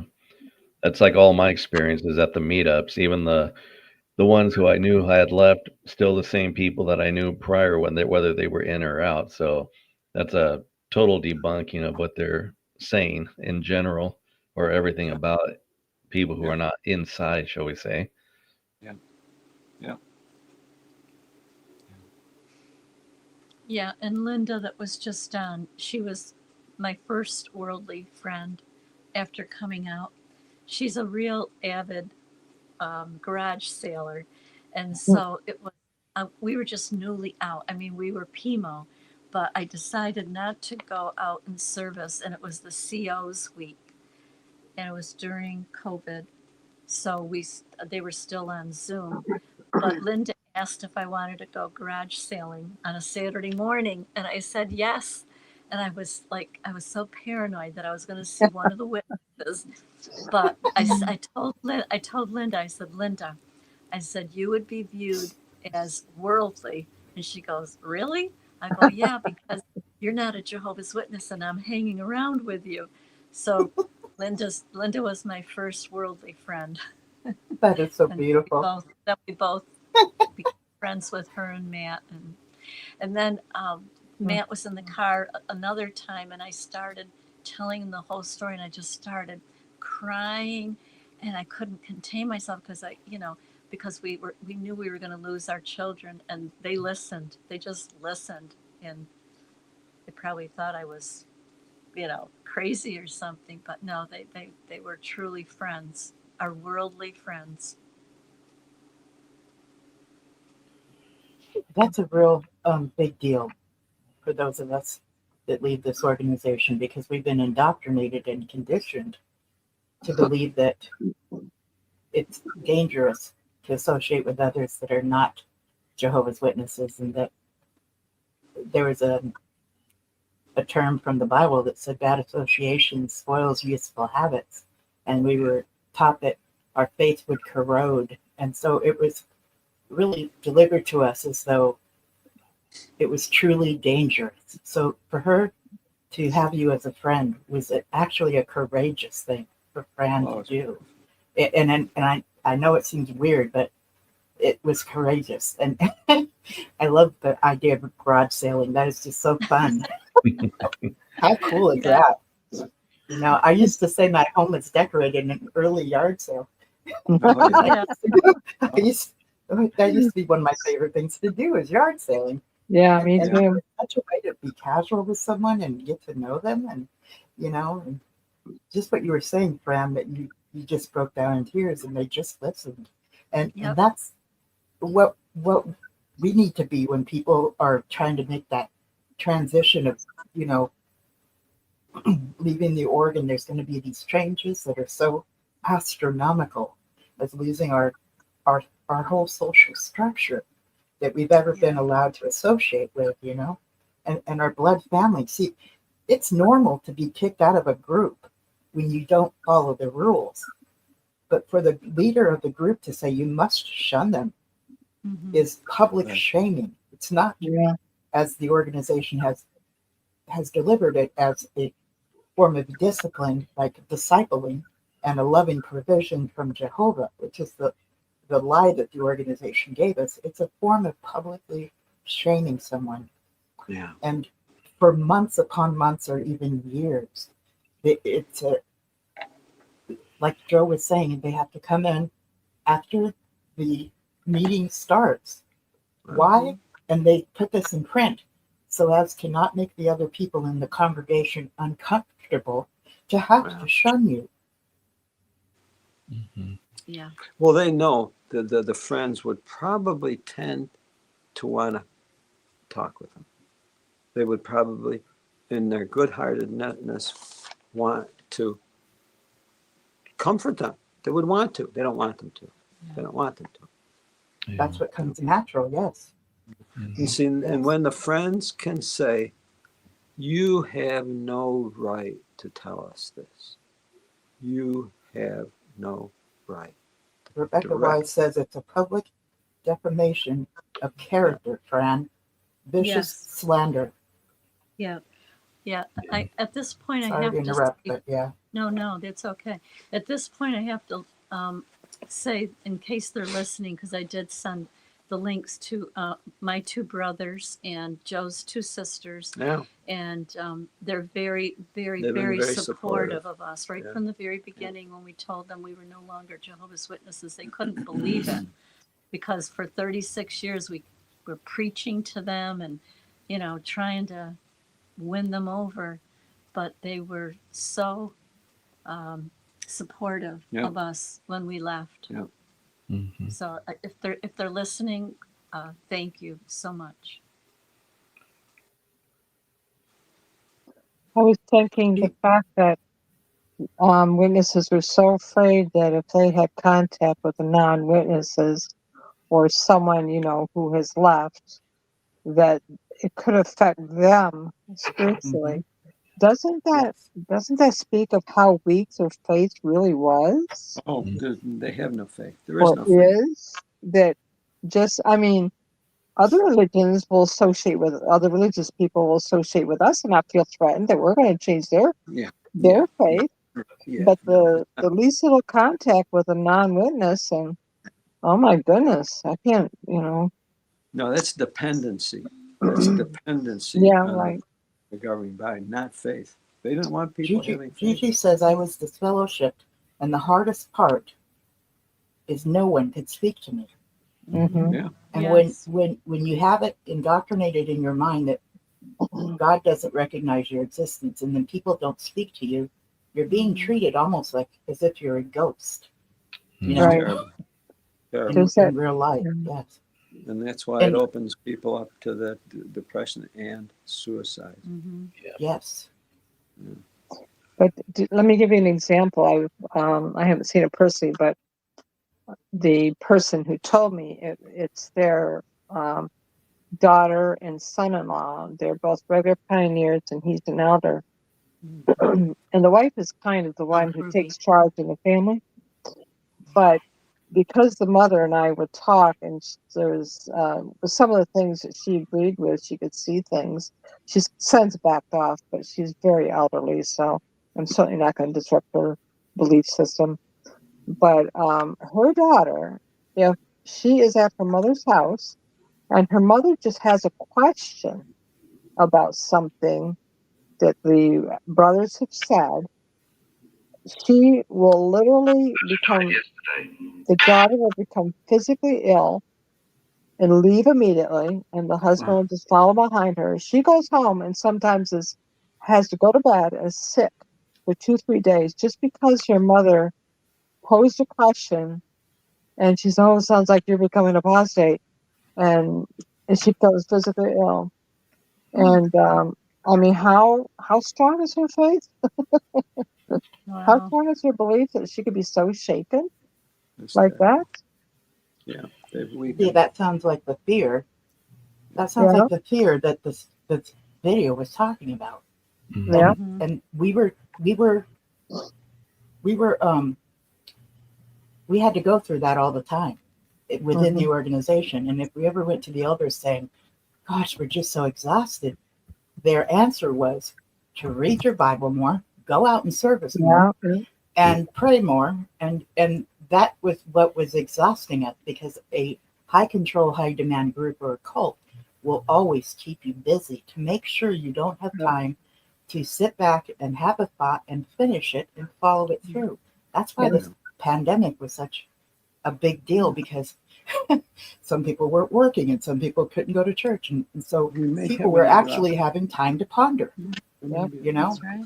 Another pandemic Something or like some, that. yeah. Yeah, there may be another opportunity for that. You never know. That's right. Yeah. Want to say hi to Ruby? Hello, Ruby. Hey guys, just wanted to catch you before you leave. Yeah, we're here.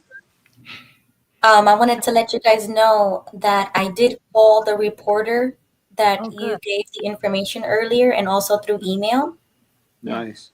And I spoke to her. So she asked me a couple of questions. Just wanted to let you guys know that she is looking, and this is also, you know, a PSA to anybody who's listening. She's looking for people in our community that are actual victims of CSA, because she's covering the story in Pennsylvania. So I told her I was going to spread the word on all of our, you know, platforms. Yes. So if anybody wants to contact her, please do, because I told her we need more people like her who are willing to cover our stories and experiences, and to, you know, bring more awareness and exposure to us. And I told her, even though I did not personally deal with something like that, and I'm relatively okay, there's lots of us in our community who are not. And then I told her about my uncle, and then, well, you guys already know about that. But basically, it is more proof that what the Jehovah's Witnesses do is really happening. It's not something that apostates just talk about, or as if we're deranged or disgruntled ex-members. That's not the case. It does still happen, and I literally talk about this all the time, because you guys have already seen how I've dealt with that within, you know, with my uncle.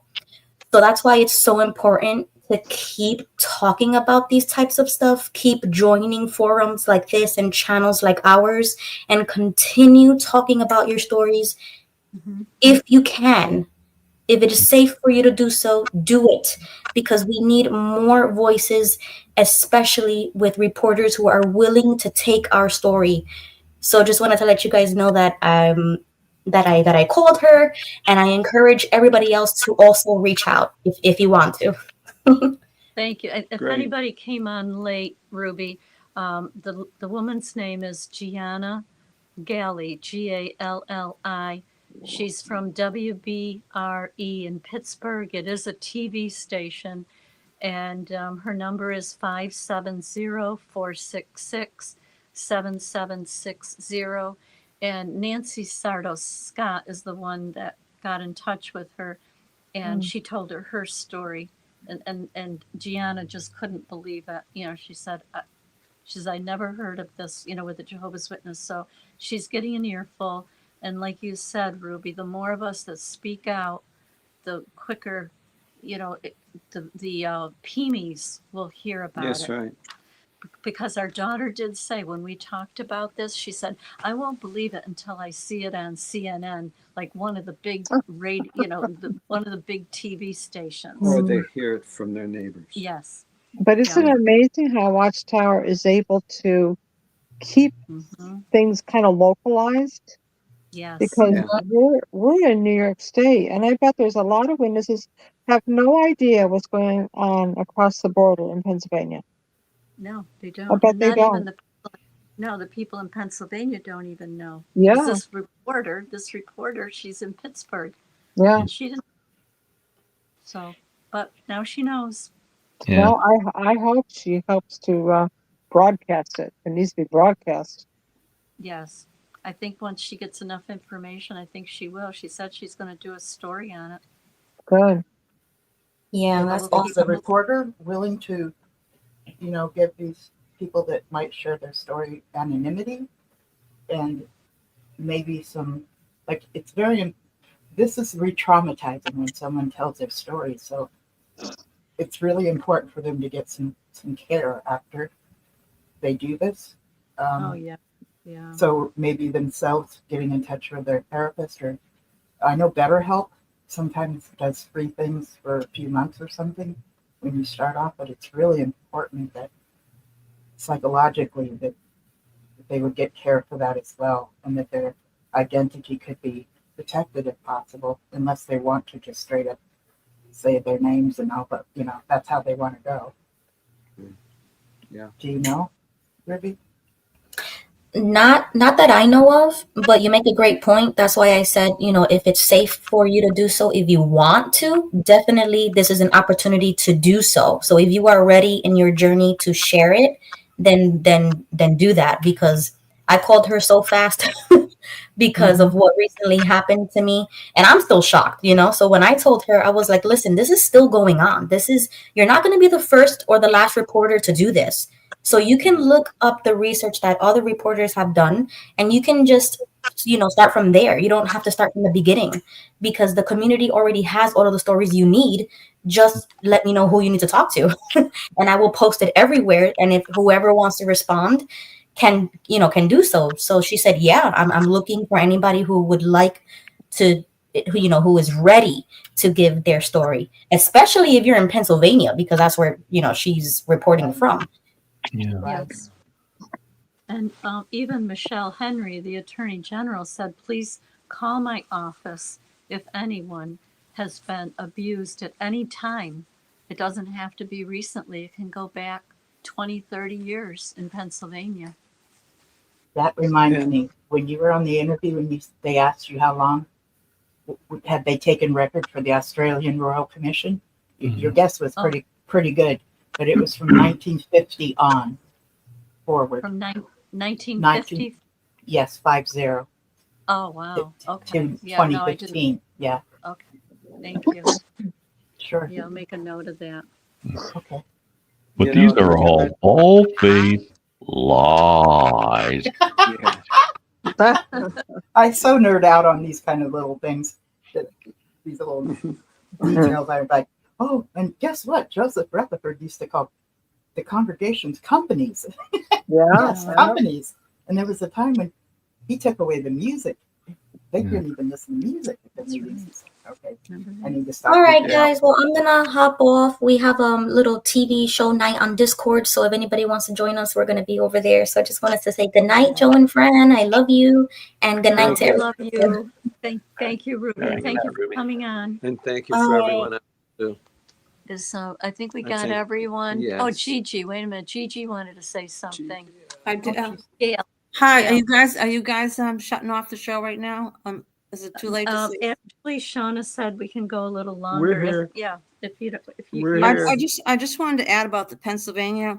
That's an ongoing investigation, and that's going to take a long time, because from what I listened to and saw when the Attorney General was on live TV, she said it's going to take a while because they're going through all the Kingdom Halls in Pennsylvania.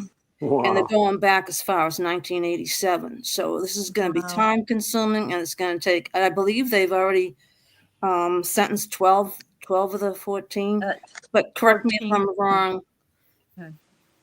So it's going to take a long time to go through all these Kingdom Halls. How far back are they going, Gail? 1987 is what they said. Okay. And they're subpoenaing. Yeah. Yeah. Thanks, Gail. Yeah, You're thank welcome. you. And then I think they also voted on the statute of limitations law too. I think they tried to get rid of that in this state. I don't know if it happened, but that's what they were voting on when I watched it. Which state was that? Pennsylvania? Pennsylvania. Now, I thought Biden did an executive order to get rid of the statute of limitations, so I don't know if that went through or not. But he was doing that across the board, so I don't know if that actually went through. How do you spell subpoena? Yes. That would be wonderful, because what's common is for someone to finally bring it up at the age of about 52. Yeah, there was a huge case in Massachusetts. He got 20-something years. And they went back to the 90s for all his crimes. But he was sentenced for 20 years. And that was I live in Massachusetts, and that was in Springfield, Mass. Yeah, I remember that case. I can always understand a statute of limitations when it comes to something civil, but when you're talking a heinous crime like that needs to be they need to get rid of that. Oh, I agree 100%. Yeah. Because there's no statute of limitations on how the person feels afterwards, so why should there be on that? Exactly. When someone does share their story and stuff, it also opens them up for opportunities, such as maybe some places to get therapy or assistance getting housing or something, because we were programmed to be dependent on someone else or another group, and we were not programmed to become independent. And as we're healing, we're learning how to be independent. And like, I've lived below poverty level my whole life, even when I was working as a hairdresser. So I've never gotten to that place. Like, I don't remember ever talking and thinking about retirement at all. Even though I left the org, it was just, I didn't think that way. I didn't know to think that way, which sounds probably strange to an ordinary person like Miss Linda, but I'm looking at wrinkles on my hands going, I was not supposed to get old. And here I am getting old. And I know that that's the case, but still there's triggers that'll happen from just these different things, Yeah, I live paycheck to paycheck on Social Security. I'm in my 70s, so. The other day I met up with somebody that I've known a long time. Nice people, genuine people. And we were just talking about how we're getting older. And I said, yeah, and I don't appreciate this because I was not supposed to get old. I was told that my whole life. And I said, well, apparently somebody didn't know what the heck they were talking about. Yeah. Oh, I have good news to share with everyone. My nephew came home today. The one that was with the Crohn's disease? Yeah, he has the sad news is he has a colostomy bag. Okay. Yeah. But he came home today. And he gained 7 pounds, so that was good. But he's going to have the colostomy for 2 years, he's only 6, so that's kind of heartbreaking. Wow. Yeah. But he's a strong little guy. Well, he'll adapt to it. Yeah, He'll adapt. he will. We'll be thinking of him, Gail. Yeah, thank you. That's really good to hear, because I've been thinking about him ever since. And Alt-Worldy, the one that has that channel. Yes. He had Crohn's and has to use a bag as well, and that was very tough for him before he went into surgery, and shared it with us. And I should get in touch with him. I think that's a good idea, because if you could. I also had a stoma, and I don't know what that is. Inside him, I don't know what a stoma is. Does someone know what that is? No. Say it again. Stoma. I think it's maybe I'm pronouncing it wrong. I think it is stoma. I heard, but I don't know what it is. I don't recall. He also has that. I think he has a feeding tube. Maybe that's what it is. Okay. It's a surgically created opening in the abdomen that allows waste to leave the body. It can be temporary. It can be temporary that's or for use with permanent. the bag. Yeah, Oh, depending that goes on, with the bag. Yeah. Oh, okay. He'll adapt to it. He will. 6 years old. Yeah, they're very adaptable. Yeah. He doesn't know any He better. doesn't want to go to school like that. I can't blame him. I wouldn't want to go to school anyway. They're going to homeschool, right, Gail? Yeah, because I think doesn't he have to have a nurse change him? And he's probably going to be too embarrassed. So. Oh yeah. Well, it'll be an opportunity for him. I think it'll be handled well. I really do. Yeah. It'll be people around him how they handle it. You know? I think it'll be handled well. Yeah. I'm really glad to hear it's going to be temporary. Yeah, me too. Gosh, I can't get over what he's gone through at 6 years old. Wow. But he's a little trooper.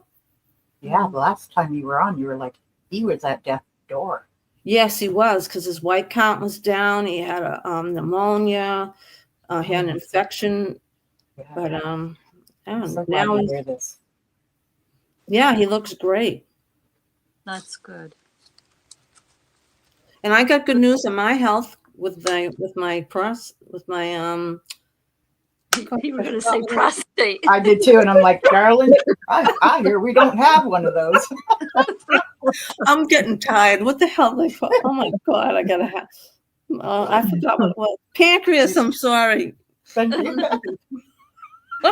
Okay. Well, that's pancreas. pancreas. I'm a pancreas cancer survivor, but I had good news. No polyps, and everything looked good. I had an endoscopy Friday and a colonoscopy, and that's good. they gave me great news. They told me I don't have to come back for 5 years. So. Wow! Congratulations, Gail. Thank you. Yeah, I was thrilled. I was waiting for bad news. I couldn't believe what they told me. I was waiting for them to tell me something bad, but fortunately, it was good news. Yeah. Well, you do take care of yourself, so that's good. Well, I was watching this guy, Stephen Gardner, and they were talking about this. It's a cabbage, but it's a pill you can take, and it's like some kind of a cabbage, and it helps with your digestion. So I've been taking that, and I've been using the copper mug, and so far, I think the copper mug is really helping. How so now, Gail? How so? Well, I don't think we have a lot of copper in our bodies, and the copper you have to have cold. You can't use hot water in it, and you let it sit. And it's supposed to kill bacteria and stuff in your digestive system. And I've been using it every day. Is that just for water? Yeah, water. I think you can put anything cold in it, but it has to be first thing in the morning on an empty stomach. So you can get the copper into your body. No, wait, what did you say? Cold? Did you say cold water or room temperature? Cold. Well, you room temperature cold water. I like cold water. Does it have to stay in there for any length of time? Yeah, it stays in there. It doesn't say how long to keep it in the cup, but I leave it there for like a half hour, then I drink it. Oh, gotcha. Wow. Okay. I was doing that for a while. I was putting it in my refrigerator overnight and then drinking it. But my chiropractor, who's a naturopathic doctor, kind of cautioned me a little bit. What did he say? Well, he said, and this is not true with everyone, I'm sure, but he said the problem is a lot of people already have copper and too much copper because of the copper pipes that the water in their house sits in. Sure. So he said you might want to be a little careful with that because depending on the situation, you might already have copper in your system. But, if you're doing things and you're feeling better, then, listen to what your body says. I agree with that. One in there, and we got them in there. Good. Thank you for sharing that, Gail. We've got copper cups. Yeah, we've got copper pipes in the house, but we don't drink the water. Right, because it's well okay. Yeah. Oh, okay. Yeah, we don't have copper where I live. We got spring water. Yeah. Well, it's been a great show tonight. Thank you all for coming on. Very nice. It was good. Thank you. That was a good one. I believe in positive and negative energy. Absolutely. Yes. So get outdoors. Yeah, that was fire. Well, it's like 20 degrees here. It's kind of I cold know. out here. We had The good 13 wife. this morning. Really, Yeah. it's a little too cold. The good wife was saying This morning, goodnight. Oh, there's the 13 good and wife. warmer. Hi. Hi. Thank you. 13. Hi. Is Vern sick? I guess I'll say goodnight to everybody. Good night, Good Vern. Good night, night. everyone. Have a Oh, good there you week. go, Vern. This Good Vern. night. Hi. Anna. Love you all. Good Good night, night. everybody. Love you too. Have a Good good night, weekend. John. Good night, John Good boy. night, John boy. In making friends. I need people. I need friends.